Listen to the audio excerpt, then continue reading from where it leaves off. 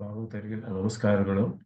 ಶ್ರೀನಿವಾಸೇತಿ ಶ್ರೇಷ್ಠದಯಾ ಪಾತ್ರಂ ಗುಣಾನ್ವಿತಃ ಕೌಶಿಕೋನಂತರಂಗಾರ್ಯಶ್ಚಿರಂ ವಿಜೇತಾಂ ಭುವಿ ನ್ಯಸ್ತಾತ್ಮೀಯ ಫಲಂ ವರಪ್ರದ ಗುರೋ ವೈರಾಗ್ಯ ಭಾಗ್ಯೋ ರಥೋ ವೇದಾಂತಾಮೃತ ಸಾರವಂತಮನಘಾತ್ ಶ್ರೀ ಶ್ರೀನಿವಾಸಾತ್ ಗುರೋಃ ಶ್ರೀಶೈಲಾನ್ವಯಕೌಸ್ತುಭಸ್ಸಿತನಯಂ ಶ್ರೇಯೋನಿಧೇ ಶ್ರೀನಿಧೇಃ ವಂದೇ ಸಾಧು ಕಟಾಕ್ಷಕೇಳನಿಲಯಂ ಶ್ರೀಕೃಷ್ಣಸಿದ್ದೇಶಿಕಂ ಶ್ರೀವಾಸರಂಗಪರಕಾಲಮುನಿತ್ರಯಾಪ್ತಲಕ್ಷ್ಮಾತ್ಮರಕ್ಷಣೇತಿ ತ್ವಯುಗಾಗಮಾन्तम् आचार्यभक्तिपरिपूतमदर्घशीलं गोपालदेशिकमुनिं गुरुमाश्रयामः। नारायणाख्यतिराजपदाब्जभृङ्गश्रीवासयोगिगुरुणार्पितभारमीशे भक्त्यादिपूर्णवरदारिकृपात्तचिह्नं श्रीश्रीनिवासमुनिवर्यमहं प्रपद्ये।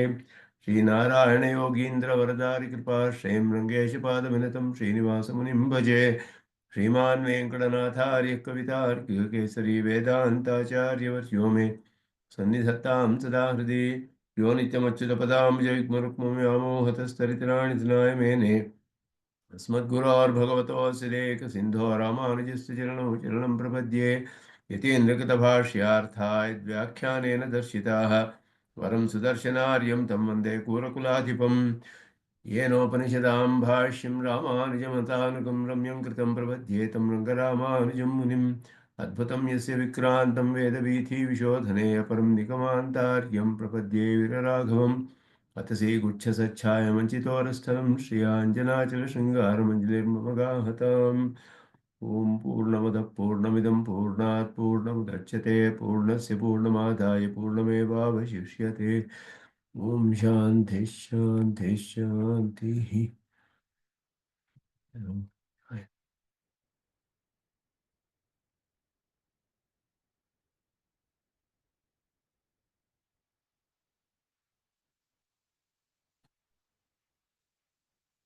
ಶತರೋಪನಿಷತ್ತಿನ 4ನೇ ಅಧ್ಯಾಯ, ಅದರಲ್ಲಿ ಬ್ರಹ್ಮಸೂತ್ರಗಳಲ್ಲಿ ಪ್ರಧಾನವಾಗಿ ಜಗತ್ಕಾರಣ ಪ್ರಕೃತಿಯ ಜಗತ್ಕಾರಣತ್ವವನ್ನು ನಿರಾಕರಣೆ ಮಾಡುವ ಸಂದರ್ಭದಲ್ಲಿ ವಿಷಯವಾಕ್ಯವಾಗಿ ಉಪಯೋಗಿಸಲ್ಪಡುವಂತಹ ಮಂತ್ರ ಇದು. ಅಜಾಮೇಕಾಂ ಲೋಹಿತ ಶುಕ್ಲಕೃಷ್ಣಾಂ ಬಹ್ವೀಃ ಪ್ರಜಾಃ ಸೃಜಮಾನಾಂ ಸ್ವರೂಪಾಃ ಅಜೋ ಹ್ಯೇಕೋ ಜುಷಮಾಣೋನುಶೇತೆ ಜಹಾತ್ಯೇನ ಭುಕ್ತಭೋಗಾಂ ಅಜೋನ್ಯಃ ಅಂತ ಹೇಳುವಂಥದ್ದು. ಇಲ್ಲಿ ಅಜ ಅನ್ನುವುದರಿಂದ ಪ್ರಕೃತಿ ಹೇಳಲ್ಪಟ್ಟಿದೆ. ಲೋಹಿತ ಶುಕ್ಲಕೃಷ್ಣ ಅಂತ ಹೇಳಿ ತ್ರಿಗುಣಾತ್ಮಕವಾದ ಪ್ರಕೃತಿ ಅದು ಸ್ವತಂತ್ರವಾಗಿ ತನ್ನ ಸ್ವರೂಪವಾದ ಪ್ರಜೆಗಳನ್ನು ಸೃಷ್ಟಿ ಮಾಡ್ತಾ ಇದೆ ಅನ್ನೋ ಹಾಗೆ ಇದೆ ಈ ಮಂತ್ರದಲ್ಲಿ ನೋಡಿದ್ರೆ. ಬಹ್ವೀಃ ಪ್ರಜಾಃ ಸೃಜಮಾನಾಂ ಅಂತ ಹೇಳಿದ್ರೆ ಆ ಪ್ರಕೃತಿಯೇ ಅನೇಕವಾಗಿ ಆಗ್ತಾ ಇದೆ ಅಂತ ಮಂತ್ರದಿಂದ ತಿಳಿಯುವ ಹಾಗಿದೆ.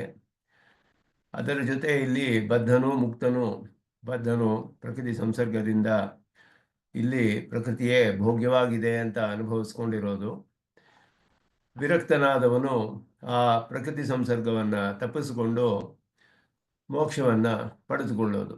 ಈ ರೀತಿಯಾದ ಅರ್ಥ ಬರುವ ಹಾಗೆ ಈ ಮಂತ್ರದಲ್ಲಿ ಇರುವ ಕಾಣುತ್ತೆ. ಆ ಮೇಲ್ನೋಟಕ್ಕೆ ಮಂತ್ರವನ್ನು ನೋಡಿದ್ರೆ ಅದೇ ರೀತಿ ಅರ್ಥ ಇರುವ ಹಾಗಿದೆ. ಆದ್ದರಿಂದ ಇಲ್ಲಿ ಹೇಳ್ತಿರುವಂತಹ ಅಜ ಅನ್ನುವುದು ಪ್ರಕೃತಿ ಎನ್ನುವುದು ಸಾಂಖ್ಯರು ಪ್ರತಿಪಾದನೆ ಮಾಡುವಂತಹ ಸ್ವತಂತ್ರವಾದ ಪ್ರಕೃತಿಯೇ ಇಲ್ಲ ಬ್ರಹ್ಮಾತ್ಮಕವಾದ ಪ್ರಕೃತಿಯೇ ಅನ್ನೋದು ಇಲ್ಲಿ ವಿಷಯ. ಅದುವೇ ಇಲ್ಲಿ ಪ್ರಧಾನವಾದ ವಿಷಯ ಈ ಮಂತ್ರದಲ್ಲಿ ನಿಶ್ಚಯ ಮಾಡಲ್ಪಡುವಂಥದ್ದು.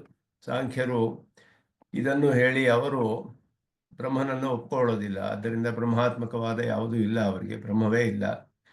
ಪ್ರಕೃತಿ ಸ್ವತಂತ್ರವಾಗಿಯೇ ಪುರುಷನ ಸಾನ್ನಿಧ್ಯದಿಂದಲೇ ಪರಿಣಾಮ ಹೊಂದುತ್ತೆ ಅಂತ ಹೇಳುವಂತಹ ಸಿದ್ಧಾಂತ ಅವ್ರದ್ದು. ಆ ಸಾಂಖ್ಯರ ಸಿದ್ಧಾಂತವನ್ನು ತಳ್ಳಿ ಹಾಕೋದು ಈ ಮಂತ್ರವನ್ನು ಇಲ್ಲಿ ಯಾವ ಕಾರಣದಿಂದ ಅಂತ ಹೇಳಿದ್ರೆ ಬ್ರಹ್ಮಾತ್ಮಕವಾದುದು ಅನ್ನೋದು ಸರ್ವಶಾಖಾ ಪ್ರತ್ಯಯ ತಿಳಿದು ಬರುತ್ತೆ. ಚಮಸವದ ಅವಿಶೇಷಾತ್ ಅಂತ ಚಮಸಾಧಿಕರಣ ಅಂತ ಬರುತ್ತೆ. ಆ ಚಮಸಾಧಿಕರಣದಲ್ಲಿ ಚಮಸವತ್ ಅವಿಶೇಷಾತ್ ಅಂತ ಹೇಳಿ ಸೂತ್ರ ಅದು. ಆ ಸೂತ್ರದಲ್ಲಿ ಬಾದರಾಯಣರು ಇದು ಬ್ರಹ್ಮಾತ್ಮಕವಾದ ಪ್ರಕೃತಿಯನ್ನೇ ತಿಳಿಸುತ್ತೆ ಅನ್ನೋದನ್ನ ನಿರ್ಧಾರ ಮಾಡ್ತಾರೆ. ಆ ಭಾಗವನ್ನು ನೋಡ್ತಾ ಇದ್ವಿ. ಮೊದಲು ಸ್ವಲ್ಪ ಭಾಗವನ್ನು ನೋಡಿದ್ವಿ. ಮೊದಲು ಇದಕ್ಕೆ ಯೌಗಿಕವಾದ ಅರ್ಥವನ್ನು ಹೇಳಬೇಕೆ, ಅಜ ಮೊದಲಾದ ಶಬ್ದಗಳಿಗೆ, ಇಲ್ಲ ರೂಢಿ ಅರ್ಥವನ್ನು ಹೇಳಬೇಕೆ ಅನ್ನೋದು ಮೊದಲ ವಿಷಯ. ಶ್ರುತಿಯಲ್ಲಿ ಶಬ್ದಗಳಿಗೆ ಅನೇಕ ರೀತಿಯಲ್ಲಿ ಅರ್ಥಗಳನ್ನು ಮಾಡಬೇಕಾಗುತ್ತೆ, ಬೇರೆ ಬೇರೆ ಪ್ರಕರಣಗಳನ್ನು ಇಟ್ಟುಕೊಂಡು. ಆದ್ದರಿಂದ ಒಂದು ಶಬ್ದಕ್ಕೆ ಯೌಗಿಕವಾದ ಅರ್ಥವನ್ನು ಹೇಳಬೇಕು, ಇಲ್ಲ ರೂಢಿಯ ಅರ್ಥವನ್ನು ಹೇಳಬೇಕು ಅಂತ ಹೇಳೋದು ಆಯಾ ಪ್ರಕರಣದ ವಿಶೇಷವನ್ನು ನೋಡಿ ನಿರ್ಧಾರ ಮಾಡಬೇಕು. ಮತ್ತೆ ಸರ್ವಶಾಖಾ ಪ್ರತ್ಯಯ ನ್ಯಾಯ ಮೊದಲಾದ ನ್ಯಾಯಗಳಿಂದಲೂ ಕೂಡ ನಿರ್ಧಾರ ಮಾಡಬೇಕು. ನೇರವಾಗಿ ಹೀಗೆ ಅಂತ ಹೇಳುವುದು ಕಷ್ಟ. ಅನೇಕ ಕಡೆ ರೂಢಿ ಅರ್ಥವೇ ತೆಗೆದುಕೊಳ್ಬೇಕಾಗುತ್ತೆ, ಕೆಲವು ಕಡೆ ಯೌಗಿಕವಾದ ಅರ್ಥ ತೆಗೆದುಕೊಳ್ಬೇಕಾಗುತ್ತೆ. ಇದೆಲ್ಲ ಪ್ರಕರಣ ಅನ್ನುವಂತಹ ಪ್ರಮಾಣದಿಂದ ಪ್ರಕರಣವು ಅಲ್ಲಿ ಬಹಳ ಪ್ರಧಾನವಾಗಿರುತ್ತೆ. ಮಹಾವಾಕ್ಯವಿರುತ್ತೆ, ಇಲ್ಲ ಪ್ರಕರಣವಿರುತ್ತೆ, ಇಲ್ಲ ಬೇರೆ ಯಾವುದಾದ್ರು ಲಿಂಗವಿರಬಹುದು. ಶ್ರುತಿ ನೇರವಾಗಿ ಹೇಳದೇ ಇರುವಾಗ ಶ್ರುತಿಲಿಂಗವಾಕ್ಯ ಪ್ರಕರಣ ಸ್ಥಾನ ಸಮಾಖ್ಯಾನಾಂ ಸಮವಾಯೆ ಪಾರದೌರ್ಬಲ್ಯಂ ಅಂತ ಜೈಮಿನಿ ಸೂತ್ರದಲ್ಲಿ ಹೇಳಿದ್ರು. ಪ್ರಮಾಣಗಳನ್ನು ಹೇಗೆ ವಿನಿಯೋಗ ವಿಧಿ ಅಂತ ಹೇಳಿಬಿಟ್ಟು ಶ್ರುತಿವಾಕ್ಯಗಳನ್ನು ಉಪಯೋಗಿಸುವಾಗ ವಿನಿಯೋಗ ಅಂದರೆ ಉಪಯೋಗಿಸೋದು ಎಲ್ಲಿ ಉಪಯೋಗಿಸುವಂತಹದ್ದು ಈ ವಾಕ್ಯಗಳನ್ನು, ಯಾವ ಕರ್ಮದಲ್ಲಿ, ಯಾವ ಅಂಗದಲ್ಲಿ, ಕರ್ಮಗಳಲ್ಲಿ ಹೇಗೆ ಉಪಯೋಗಿಸೋದು ಮೊದಲಾದೆಲ್ಲ ಮೀಮಾಂಸೆಯ ಪೂರ್ವಕಾಂಡದ ವೇದ ವಾಕ್ಯಗಳನ್ನು ನಿರ್ಧಾರ ಮಾಡುವಾಗ ವಿನಿಯೋಗ ವಿಧಿ ಅಂತ ಹೇಳಿ ವಿನಿಯೋಗವನ್ನು ಒಂದು ವಾಕ್ಯಗಳಿಗೆ ಹೇಗೆ ವಿನಿಯೋಗ ಮಾಡಬೇಕು ಅನ್ನೋದಕ್ಕೆ ಮೊದಲು ಶ್ರುತಿಯೇ ಪ್ರಮಾಣ. ಶ್ರುತಿ ನೇರವಾಗಿ ಹೇಳಿದ್ರೆ ನಮಗೆ ಯಾವ ಬೇರೆ ಪ್ರಮಾಣವೂ ಬೇಕಾಗಿಲ್ಲ, ಅದು ಸ್ವತಃ ಪ್ರಮಾಣವಾದ್ದರಿಂದ ಶ್ರುತಿಯಿಂದಲೇ ತಿಳಿದು ಬರುತ್ತೆ. ಶ್ರುತಿ ತಿಳಿದೇ ಹೋದರೆ ಯಾವುದಾದರೂ ಅರ್ಥವನ್ನು ಹೇಗೆ ತಗೊಳ್ಬೇಕು ಅಂತ ಸೂಚನೆ ಮಾಡುವ ಲಕ್ಷಣಗಳೇನಾರಿದೆಯಾ, ಲಿಂಗ ಅಂತ ಹೇಳುವಂಥದ್ದು, ಲಿಂಗ ಪ್ರಮಾಣವನ್ನು ನೋಡಬೇಕು. ಲಿಂಗ ಪ್ರಮಾಣವಿಲ್ಲ ಇದ್ದರೆ ಒಂದು ಮಹಾವಾಕ್ಯವಿದೆಯೇ, ಇಲ್ಲ ಅಂದರೆ ಯಾವ ಪ್ರಕರಣದಲ್ಲಿ ಬಂದಿದೆ ಇದು, ಮೊದಲಾಗಿ ಅನೇಕ ಒಂದಾದ ಮೇಲೊಂದು ಪ್ರಾಧಾನ್ಯ ಅದಕ್ಕೆ ಕೊಟ್ಟರು. ಯಾವುದೆಲ್ಲ ಪ್ರಬಲವಾಗುತ್ತೆ, ಯಾವುದು ದುರ್ಬಲವಾಗುತ್ತೆ. ಶ್ರುತಿಯು ಹೇಳಿ ಲಿಂಗವೂ ಇದ್ದರೆ ಶ್ರುತಿಯೇ ಪ್ರಧಾನವಾಗುತ್ತೆ, ಪ್ರಬಲವಾಗುತ್ತೆ. ಬೇರೆ ಲಕ್ಷಣಗಳೋ ಇಲ್ಲ ವಾಕ್ಯವೋ ಪ್ರಕರಣವೋ ಅಲ್ಲಿ ಪ್ರಧಾನ ಆಗೋದಿಲ್ಲ, ಶ್ರುತಿಯೇ ಬಲವಾಗಿಬಿಡುತ್ತೆ. ಅದು ಶ್ರುತಿ ಹೇಳಲಿಲ್ಲ ಅಂತ ಹೇಳಿದ್ರೆ ಮಿಕ್ಕ ಪ್ರಮಾಣಗಳನ್ನು ನೋಡಬೇಕು. ಹಾಗೆ ನೋಡುವಾಗ ಇಲ್ಲಿ ಅಜ ಅನ್ನುವ ಶಬ್ದಕ್ಕೆ ಯಾವ ಒಂದು ಬೇರೆ ಪ್ರಮಾಣಗಳಿಂದ ತಿಳಿದು ಬರೋದಿಲ್ಲ, ಪ್ರಕರಣದಿಂದಲೇ ತಿಳಿಬೇಕು ನಾವು. ಪ್ರಕರಣವೆಲ್ಲ ಜಗತ್ಕಾರಣವನ್ನು ಹೇಳುವ ಪ್ರಕರಣಗಳಲ್ಲಿ, ಪರಮಾತ್ಮನ ಪರಬ್ರಹ್ಮನ ಸ್ವರೂಪವನ್ನು ತಿಳಿಸುವ ಪ್ರಕರಣಗಳಲ್ಲಿ ಇದು ಸ್ಪಷ್ಟವಾಗಿ, ಮತ್ತೆ ಅನೇಕ ಸರ್ವಶಾಖಾ ಪ್ರತ್ಯಯ ನ್ಯಾಯವೂ ಬರುತ್ತೆ. ಪ್ರಕರಣದಿಂದಲೂ ಕೂಡ ಕೆಲವು ಸತಿ ನಿಶ್ಚಯ ಮಾಡೋದು ಕಷ್ಟ ಅಂತ ಹೇಳಿದ್ರೆ ಸರ್ವಶಾಖಾ ಪ್ರತ್ಯಯ ನ್ಯಾಯ ಮೊದಲಾದದ್ದೆಲ್ಲ ಅಲ್ಲಿ ಉಪಯೋಗಿಸಬೇಕು. ಆದ್ದರಿಂದ ಇಲ್ಲಿ ಪ್ರಧಾನವು ಜಗತ್ಕಾರಣವಲ್ಲ ಅನ್ನೋದನ್ನ ಬ್ರಹ್ಮಸೂತ್ರದಲ್ಲಿ ಆರಂಭದಲ್ಲೇ ಈಕ್ಷತ್ಯಧಿಕರಣದಲ್ಲಿ ಬಾದರಾಯಣರು ನಿರ್ಧಾರ ಮಾಡಿ ಹೇಳ್ತಾರೆ. ಈಕ್ಷತೆ ಹೇನ ಅಶಬ್ದಂ ಅಂತ ಹೇಳ್ಬಿಟ್ಟು. ಪ್ರಕೃತಿ ಅಂತ ಹೇಳೋದು ಸಾಂಖ್ಯರು ಹೇಳುವ ಪ್ರಕೃತಿ ಸ್ವತಂತ್ರವಾಗಿ ಜಗತ್ಕಾರಣ ಅಂತ ಹೇಳುವ ಶ್ರುತಿ ಪ್ರಮಾಣವಿಲ್ಲ. ಯಾಕೆ ಅಂತ ಹೇಳಿದ್ರೆ ಸಂಕಲ್ಪ ಮಾಡಿ ಸೃಷ್ಟಿ ಹೇಳಲ್ಪಟ್ಟಿದೆ ಶ್ರುತಿಯಲ್ಲಿ, ಎಲ್ಲ ಪ್ರಕರಣಗಳಲ್ಲಿಯೂ ಸಂಕಲ್ಪದಿಂದಲೇ ಸೃಷ್ಟಿ ಹೇಳಿರೋದ್ರಿಂದ ಅಚೇತನವಾದ ಪ್ರಕೃತಿ ಸಂಕಲ್ಪ ಮಾಡುವ ಸಾಮರ್ಥ್ಯವನ್ನು ಹೊಂದಿಲ್ಲದೆ ಇರುವುದರಿಂದ ಪ್ರಕೃತಿಯು ಸ್ವತಂತ್ರವಾಗಿ ಜಗತ್ಕಾರಣವಾಗಕ್ಕೆ ಸಾಧ್ಯವಿಲ್ಲ ಅನ್ನೋದನ್ನ ಅದು 5ನೆಯ ಅಧಿಕರಣ ಅಲ್ಲಿಯೇ ನಿರ್ಧಾರ ಮಾಡಿಬಿಟ್ರು ಅವರು. ಈಕ್ಷತೆ ಅಧಿಕರಣದಲ್ಲಿ ಈಕ್ಷತೆ ಹೇನ ಅಶಬ್ದಂ ಅಂತ ಹೇಳ್ಬಿಟ್ಟು. ಅಶಬ್ದಂ ಅಂದರೆ ಶಬ್ದ ಪ್ರಮಾಣದಲ್ಲಿ ಜಗತ್ಕಾರಣತ್ವ ಅಂತ ತಿಳಿಯಲ್ಪಡದೇ ಇರುವಂತಹ ಪ್ರಕೃತಿ ಅಂತ ಅರ್ಥ. ಅಶಬ್ದ ಅಂದರೆ ಪ್ರಕೃತಿ ಪ್ರಧಾನ, ಸಾಂಖ್ಯರು ಹೇಳುವ ಪ್ರಧಾನ. ಅದು ಈಕ್ಷತೆ ನ ಜಗತ್ಕಾರಣಂ ಅಂತ ಸೃಷ್ಟಿಯಲ್ಲಿ ನಿರ್ಧಾರ ಮಾಡಿದ್ರು. ಅದೇ ಒಂದು ಆ ರೀತಿಯಾದ ಸರ್ವಶಾಖಾ ಪ್ರತ್ಯಯ ನ್ಯಾಯವನ್ನು ಇಲ್ಲಿಯೂ ಉಪಯೋಗಿಸಬೇಕು. ಆದ್ದರಿಂದ ಇಲ್ಲಿ ಸ್ಪಷ್ಟವಾಗಿ ಅಜ ಅಂತ ಹೇಳಿದೆ ಹೊರತು ಇದು ಬ್ರಹ್ಮಾತ್ಮಕವಾದ ಪ್ರಕೃತಿಯೇ ಅಬ್ರಹ್ಮಾತ್ಮಕವಾದ ಪ್ರಕೃತಿಯೇ ತಿಳಿಯೋದಿಲ್ಲ ನಮಗೆ ಶ್ರುತಿಯಲ್ಲಿ ನೇರವಾಗಿ. ಆದ್ದರಿಂದ ಇಲ್ಲಿ ಹೇಗೆ ನಿಶ್ಚಯ ಮಾಡೋದು ಅನ್ನೋದನ್ನ ಸ್ವಲ್ಪ ವಿಚಾರ ಮಾಡ್ತಾರೆ. ಇಲ್ಲಿ ಬೇರೆ ಇದನ್ನು ನೋಡ್ಬಿಟ್ಟು ಈ ಭಾಗದಲ್ಲಿ ಇದ್ವಿ. ನನು ಅಜಾ ಶಬ್ದೇನ ಅಕಾರ್ಯತ್ವ ಪ್ರತಿಪಾದನಾತ್. ಅಕಾರ್ಯತ್ವ ಪ್ರತಿಪಾದನಾತ್ ಅಂದರೆ ಅಕಾರ್ಯತ್ವ ಅಂದರೆ ಇದು ಯಾವುದರ ಕಾರ್ಯವೂ ಅಲ್ಲ ಅಂತ ಅರ್ಥ. ಅಕಾರ್ಯತ್ವ ಇದು ಅಕಾರ್ಯವಾದದ್ದು. ಅಜ ಅನ್ನೋದು ನ ಜಾಯತೆ ಇತಿ ಅಜ. ಆದ್ದರಿಂದ ಜನ್ಮವಿಲ್ಲ ಅಂತ ಹೇಳೋದ್ರಿಂದ ಇದಕ್ಕೆ ಒಂದು ಕಾರಣ ಇಲ್ಲ ಅಂತ ಆಯ್ತು. ಇದು ಉತ್ಪನ್ನವಾಗದೇ ಇರುವಂತಹ ಪದಾರ್ಥ, ನಿತ್ಯವಾದ ಪದಾರ್ಥ ಅಂತ ತಿಳಿಯುತ್ತೆ. ನಿತ್ಯವಾದ ಪದಾರ್ಥ ಯಾವುದರ ಕಾರ್ಯವೂ ಅಲ್ಲ. ಕಾರ್ಯ ಅಂದರೆ ಉತ್ಪನ್ನವಾಗುವಂತಹದ್ದು, ಕಾರಣದಿಂದ ಉತ್ಪನ್ನವಾಗುವುದು. ಮಣ್ಣಿನಿಂದ ಘಟ ಉತ್ಪನ್ನವಾದರೆ ಘಟ ಕಾರ್ಯ, ಮಣ್ಣು ಕಾರಣ. ನಿತ್ಯವಾದ ಪದಾರ್ಥಕ್ಕೆ ಸೃಷ್ಟಿಯೇ ಇಲ್ಲ, ಉತ್ಪನ್ನವೇ ಇಲ್ಲವಲ್ಲ ಅದಕ್ಕೆ. ಆದ್ದರಿಂದ ಅಜಾ ಅನ್ನುವ ಶಬ್ದವೇ ನ ಜಾಯತೆ, ನಿತ್ಯವಾದ ಪದಾರ್ಥ.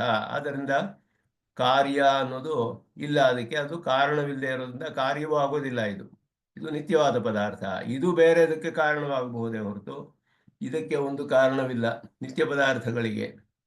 ಆದ್ದರಿಂದ ಅಕಾರ್ಯತ್ವ ಪ್ರತಿಪಾದನಾತಿ, ಇದು ಕಾರ್ಯವಲ್ಲ ಅನ್ನೋದು ತಿಳಿದು ಬರೋದ್ರಿಂದ ಸೃಜಮಾನಾಮಿತಿ ಕರ್ತೃರ್ಥ ಶಾನಚ. ಸೃಜಮಾನಾಂ ಅಂತ ಹೇಳ್ತಿರೋದು ಶಾನಚ್ ಪ್ರತ್ಯಯ ಅಂತ ಹೇಳಿದ್ರು, ಅದು ಕರ್ತೃರ್ಥದಲ್ಲಿ ಬರುತ್ತೆ ವ್ಯಾಕರಣದಲ್ಲಿ. ಅದು ಬಂದಿರೋದ್ರಿಂದ ಕರ್ತಾವನ್ನು ತಿಳಿಸುತ್ತೆ. ಸೃಜಮಾನಾಂ ಸೃಷ್ಟಿ ಮಾಡ್ತಾ ಇದೆ ಅಂತ ಹೇಳೋದ್ರಿಂದ ಇದಕ್ಕೆ ಸ್ವಾತಂತ್ರ್ಯ ಲಕ್ಷಣ ಕರ್ತೃತ್ವ ಪ್ರತೀತೆ.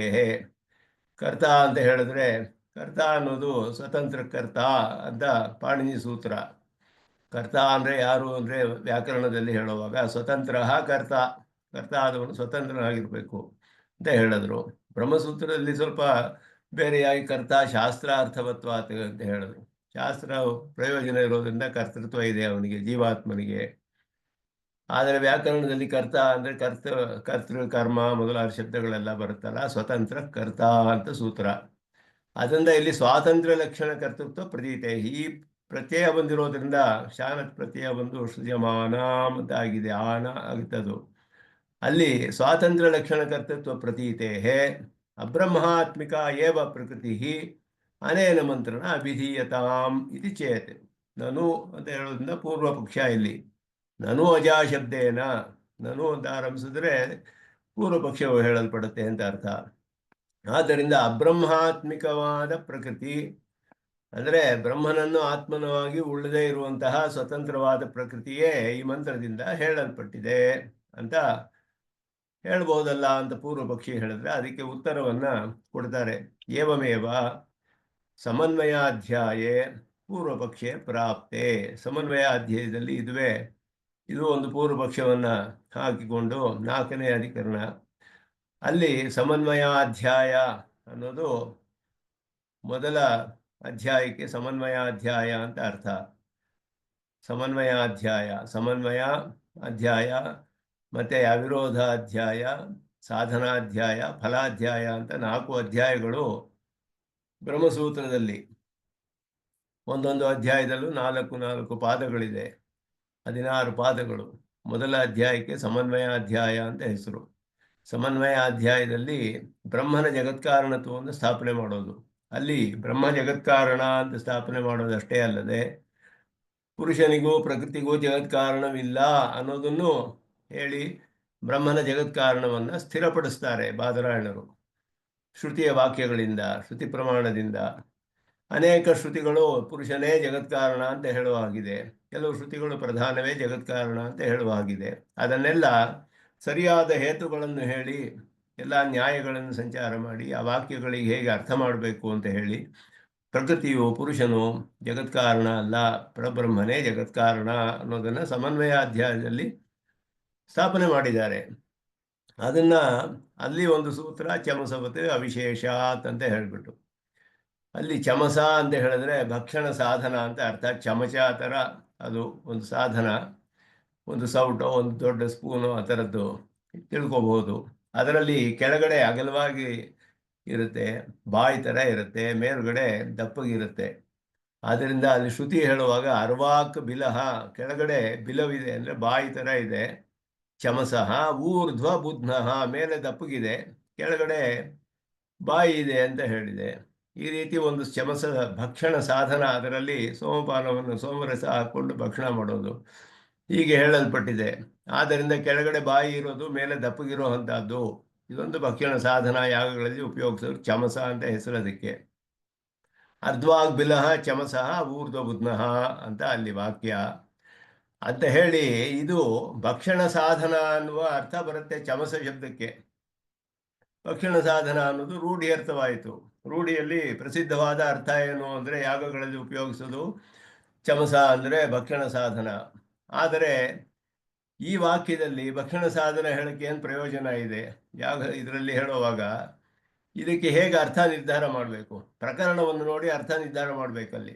ತಸ್ಮಿನ್ ಯಶಃ ನಿಹಿತಂ ವಿಶ್ವರೂಪಂ ಅಲ್ಲಿ ಹೇಳಿರುವಾಗ ಇದು ಶಿರಸ್ಸು ಅನ್ನುವ ಅರ್ಥದಲ್ಲಿ ಬರುತ್ತೆ.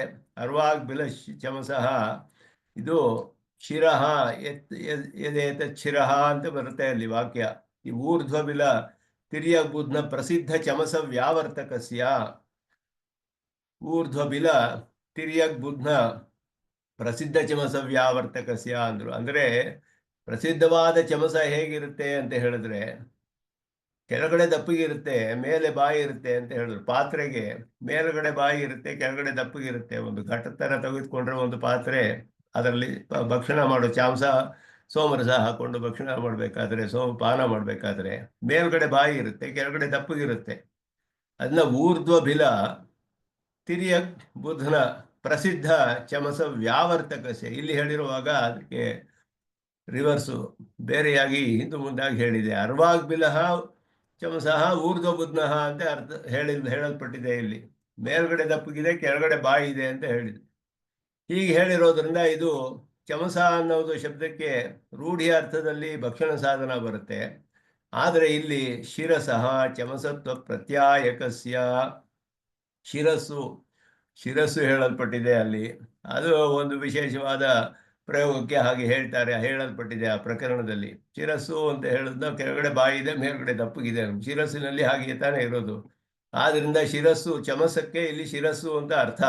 ಇಲ್ಲಿ ಶಿರಃ ಇದೈತಚ್ಛಿರಃ ಅಂತ ಹೇಳಲ್ಪಟ್ಟಿದೆ. ಆದ್ದರಿಂದ ಇಲ್ಲಿ ನಮಗೆ ಬೇಕಾಗಿದ್ದೇನು ಅಂದ್ರೆ ಮುಖ್ಯ ಅಂದರೆ ಇದು ಯಾವ ಪ್ರಕರಣ ಯಾವ ಯಾಗ ಅದು ಮುಖ್ಯವಲ್ಲ. ಈ ವಾಕ್ಯಕ್ಕೆ ಉಪಯೋಗಿಸಿರುವಾಗ ಚಮಸ ಶಬ್ದಕ್ಕೆ ಹೇಗೆ ಅರ್ಥ ಮಾಡಬೇಕು? ಪ್ರಸಿದ್ಧವಾದ ಭಕ್ಷಣ ಸಾಧನ ಅಂತ ಅರ್ಥ ಮಾಡಬೇಕೆ ಅಥವಾ ಬೇರೆ ಅರ್ಥ ಮಾಡಬೇಕೆ ಅಂದರೆ ಶಿರಸ್ಸು ಅಂತ ಅರ್ಥ ಮಾಡೋದು. ಯಾಕೆ ಅಂದರೆ ವಾಕ್ಯಶೇಷದಿಂದ ತಿಳಿಯುತ್ತೆ. ಅದು ವಾಕ್ಯಶೇಷಸ್ಯ ಯದೈತಚ್ಛಿರಃ ಅಂತ ಬಂದಿದೆ ಅಲ್ಲಿ ವಾಕ್ಯಶೇಷ ಮಿಕ್ಕ ವಾಕ್ಯ. ಆದ್ದರಿಂದ ಶಿರಸ್ಸು ಅನ್ನುವಂತಹ ವಿಶೇಷವಾದ ಅರ್ಥವನ್ನು ಚಮಸ ಶಬ್ದಕ್ಕೆ ಹೇಳುವ ವಾಕ್ಯ ಅಲ್ಲಿ ಪ್ರಮಾಣವಿದೆ. ಅಲ್ಲಿ ಸದ್ಭಾವವತ್ ಇಹ ಅಸ್ವತಂತ್ರ ಪ್ರಕೃತಿ ವ್ಯಾವರ್ತಕಸ್ಯ ಸಾಂಖ್ಯಾಭಿಮತ ಸ್ವತಂತ್ರ ಪ್ರಕೃತಿ ಪದಕಾದಿಕಸ್ಯ ವಾಕ್ಯಶೇಷಸ್ಯ ಅಭಾವೇನ. ಇಲ್ಲಿ ಹೇಗೆ ಆರ್ಗ್ಯೂ ಮಾಡ್ತೀವಿ ಅಂದರೆ ಇಲ್ಲಿ ಹೇಗೆ ಅರ್ಥವಿಶೇಷವು ಸಾಧಿಸಲ್ಪಟ್ಟಿದೆ ಅಂತ ಹೇಳಿದ್ರೆ ಅಲ್ಲಿ ಚಮಸ ಶಬ್ದಕ್ಕೆ ಶಿರಃ ಅಂತ ಹೇಳಿ ವಾಕ್ಯಶೇಷದಲ್ಲಿ ವಿಶೇಷವಾದ ಅರ್ಥ ಹೇಳಲ್ಪಟ್ಟಿದೆ, ಯೌಗಿಕವಾದ ಅರ್ಥ ಚಮಸ ಅಂತ ಶಬ್ದಕ್ಕೆ. ರೂಢಿ ಅರ್ಥ ಅಲ್ಲಿಗೆ ತೆಗೆದುಕೊಳ್ಬಾರ್ದು ಅನ್ನೋ ಸ್ಪಷ್ಟವಾಗಿ ತಿಳಿಯುತ್ತೆ. ಆದರೆ ಇಲ್ಲಿ ಅಜ ಶಬ್ದಕ್ಕೆ ಅಬ್ರಹ್ಮಾತ್ಮಕವಾದದ್ದು ಅಂತ ಹೇಳಕ್ಕೆ ಯಾವ ವಾಕ್ಯಶೇಷವೂ ಇಲ್ಲ. ಇಲ್ಲಿ ಅಬ್ರಹ್ಮಾತ್ಮಕ ಅಂತ ಹೇಳಕ್ಕೆ ಏನು ಇದೆ? ಇಲ್ಲಿ ವಾಕ್ಯಶೇಷ ಯಾವುದು ಇಲ್ಲವಲ್ಲ. ವಾಕ್ಯಶೇಷ ಅಭಾವಾತ್ ಸ್ವತಂತ್ರ ಪ್ರಕೃತಿ ಅಭಿಧೀಯತೆ ಇತಿ ನಿರ್ಣಯ ಅಸಂಭವಾತ್. ಇದು ಸ್ವತಂತ್ರವಾದ ಪ್ರಕೃತಿ ಅಂತ ನಿರ್ಣಯ ಮಾಡೋಕ್ಕಾಗೋದಿಲ್ಲ. ಆದ್ದರಿಂದ ಇಲ್ಲಿ ಬ್ರಹ್ಮಾತ್ಮಕತ್ವೇಪಿ ಜನಿರಾಹಿತ್ಯಸ್ಯ ಉಪಪತ್ತೇ. ಅವ್ರು ಕೇಳ್ತಾರೆ ಬ್ರಹ್ಮಾತ್ಮಕ ಅಂತ ಹೇಳಕ್ಕೆ ಏನು ವಿಶೇಷ ಇದೆ ಇಲ್ಲಿ ಅಂತ ಕೇಳಿದ್ರು. ಅಬ್ರಹ್ಮಾತ್ಮಕ ಅನ್ನೋದಕ್ಕೆ ವಾಕ್ಯಶೇಷವಿಲ್ಲ, ಬ್ರಹ್ಮಾತ್ಮಕ ಅಂತ ಹೇಳಕ್ಕಿದೆಯೇ? ಅದಕ್ಕೆ ಸರ್ವಶಾಖ ಪ್ರತ್ಯಯ ನೋಡಬೇಕು. ಬೇರೆ ಎಲ್ಲ ಕಡೆಯೂ ಪರಬ್ರಹ್ಮನಿಗೆ ಜಗತ್ ಕಾರಣ ಹೇಳಿರೋದ್ರಿಂದ ಸ್ವತಂತ್ರವಾಗಿ ಪ್ರಕೃತಿ ಎಲ್ಲ ಸೃಷ್ಟಿ ಮಾಡುತ್ತೆ ಅಂತ ಎಲ್ಲಿಯೂ ಹೇಳಿಲ್ಲ. ಬೇರೆ ಎಲ್ಲ ಶಾಖೆಗಳನ್ನು ನಾವು ನೋಡಿದ್ರೆ ಸ್ಪಷ್ಟವಾಗಿ ತಿಳಿಯುತ್ತೆ. ಮತ್ತೆ ಇದು ಅಜ ಅಂತ ಹೇಳಿದೆಯಲ್ಲ, ಸೃಷ್ಟಿ ಇಲ್ಲ ಇದಕ್ಕೆ, ನಿತ್ಯವಾದದ್ದು. ಇದು ಹೇಗೆ ಬ್ರಹ್ಮಾತ್ಮಕವಾಗುತ್ತೆ? ಬ್ರಹ್ಮಾತ್ಮಕವಾದರೆ ಅಲ್ಲಿಗೆ ಸೃಷ್ಟಿ ಆಗಬೇಕಲ್ಲ. ಅಂದರೆ ಅದಕ್ಕೆ ಉತ್ತರವನ್ನು ಕೊಡುವಾಗ ಸದ್ವಿದ್ಯಾ ಪ್ರಕರಣದಲ್ಲಿ ಸದೇವ ಸೌಮ್ಯದ ಮುಗ್ರಾಸೀತ್ ತತ್ತೇಜೋ ಅಸೃಜತ, ತೇಜಸ್ಸನ್ನು ಸೃಷ್ಟಿ ಮಾಡ್ತು ಸಚ್ಶಬ್ದ ವಾಚ್ಯವಾದ ಪರಮಾತ್ಮ ಅಂತ ಹೇಳಿ, ಸದೇವ ಇದಂ ಅಗ್ರೆ, ಈ ಪ್ರಪಂಚವೆಲ್ಲ ಹಿಂದೆ ಸಚ್ಶಬ್ದ ವಾಚ್ಯವಾಗಿತ್ತು. ಆ ಸಚ್ಶಬ್ದ ವಾಚ್ಯವಾದ ವಸ್ತುವೇ ತೇಜಸ್ಸನ್ನು ಸೃಷ್ಟಿ ಮಾಡ್ತು, ಸಂಕಲ್ಪ ಮಾಡಿ ಸೃಷ್ಟಿ ಮಾಡ್ತು, ತದೈಕ್ಷತ ಸೃಷ್ಟಿ ಮಾಡ್ತು ಅಂತ ಹೇಳುವಾಗ ಅಲ್ಲಿ ಅರ್ಥಾಪತ್ತಿ ಅಂತ ಶ್ರುತಿ ಅರ್ಥಾಪತ್ತಿ ಎನ್ನುವ ಪ್ರಮಾಣ. ಅರ್ಥಾಪತ್ತಿ ಅಂತ ಹೇಳೋದು ದೇವದತ್ತ ಪೀನಃ ದಿವಾನ ಭುಂಕ್ತೆ ಪ್ರಸಿದ್ಧವಾದ ಉದಾಹರಣೆಯೇ.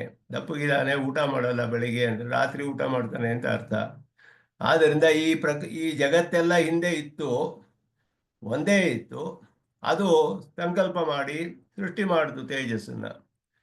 ಈ ವಾಕ್ಯಗಳನ್ನು ಪರೀಕ್ಷೆ ಮಾಡಿದ್ರೆ ಈ ಜಗತ್ತು ಯಾವುದೋ ಒಂದೇ ಅಂತ ಹೇಳುವಂತಹ ಆಕಾರದಲ್ಲಿ ಇದ್ದಿರಬೇಕು. ಅಲ್ಲಿ ಸದೇವ ಏಕಮೇವ ಅದ್ವಿತೀಯಂ ಅಂತ ಹೇಳುವಾಗ ಈ ಜಗತ್ತು ಸಚ್ಛಬ್ದ ವಾಚ್ಯದೊಡನೆ ಅದು ಅಲ್ಲಿ ಬೇರೆ ಇದು ಬೇರೆ ಅಂತ ಹೇಳಕ್ಕಾಗದೇ ಇರುವ ಒಂದು ಆಕಾರದಲ್ಲಿ ಇದ್ದಿರಬೇಕು.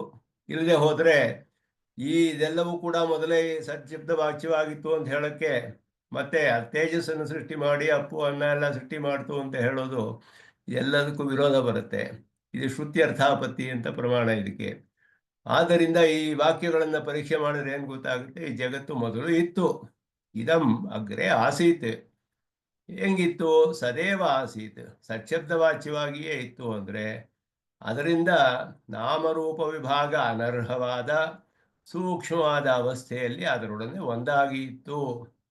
ಹಾಗೆ ಹೇಳಕ್ಕೆ ಪ್ರಮಾಣವಿದೆಯೇ ಅಂದರೆ ಸುಬಾಲೋಪನಿಷತ್ ತಿಳಿಸುತ್ತೆ. ತಮಃ ಪರೇ ದೇವೇ ಏಕೀಭವತಿ ಅಂತ, ಒಂದೇ ಆಗುತ್ತೆ, ಏಕೀಭಾವದಿಂದ ಇರುತ್ತೆ ಅಂತ ಪ್ರಮಾಣವೂ ಇದೆ ನೇರವಾಗಿ.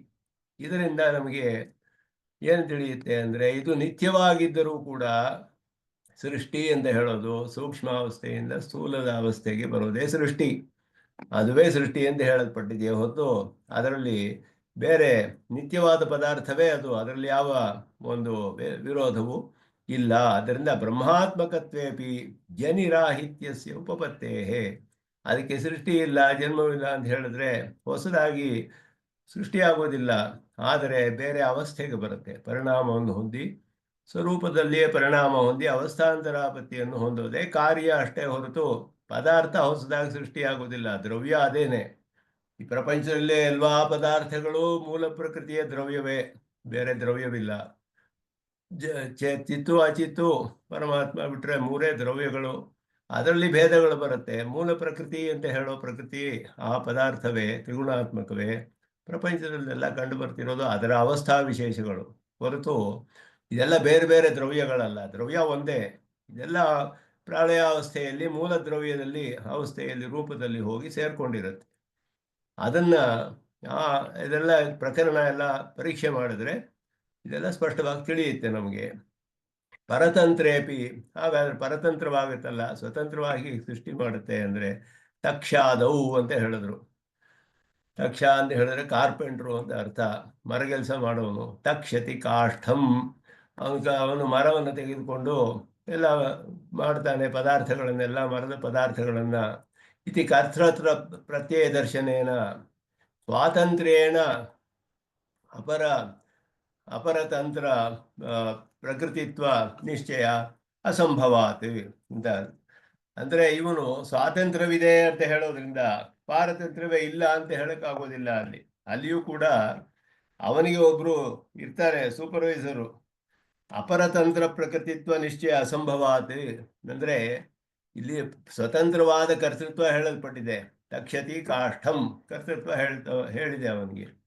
ಕರ್ತೃತ್ವ ಹೇಳಿರೋದ್ರಿಂದ ಏನರ್ಥ ಅಲ್ಲಿ ಅಂತ ಹೇಳಿದ್ರೆ ಆ ಪರತಂತ್ರ ಪ್ರಕೃತಿತ್ವ ಯಾವುದರ ಅಧೀನದಲ್ಲಿಲ್ಲದೆ ಇವನೇ ಎಲ್ಲದಕ್ಕೂ ಕಾರಣ ಆಗ್ತಾನೆ ಅಂತ ಅರ್ಥ ಆಗೋದಿಲ್ವಲ್ಲ.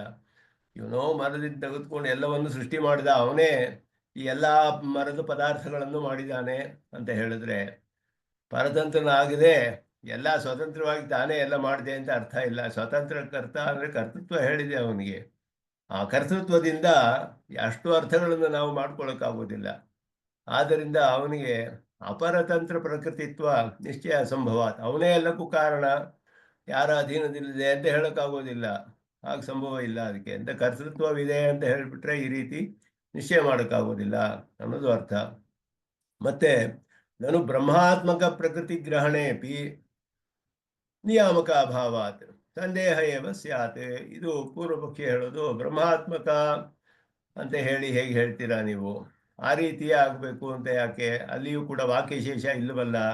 ಅದಕ್ಕೆ ಸೂತ್ರಕಾರರು ಹೇಳಿದ್ದಾರೆ ಜ್ಯೋತಿರುಪಕ್ರಮಾತ್ ತಥಾ ಹಿ ಅಧೀಯತೆ ಏಕೆ ಅಂತ ಹೇಳಿ ಇದು ಬೇರೆ ಪ್ರಕರಣವನ್ನು ತೋರಿಸಿ ಸರ್ವಶಾಖ ಪ್ರತ್ಯಯ ನ್ಯಾಯ ಇಲ್ಲಿ ನಾವು ಉಪಯೋಗಿಸಬೇಕು.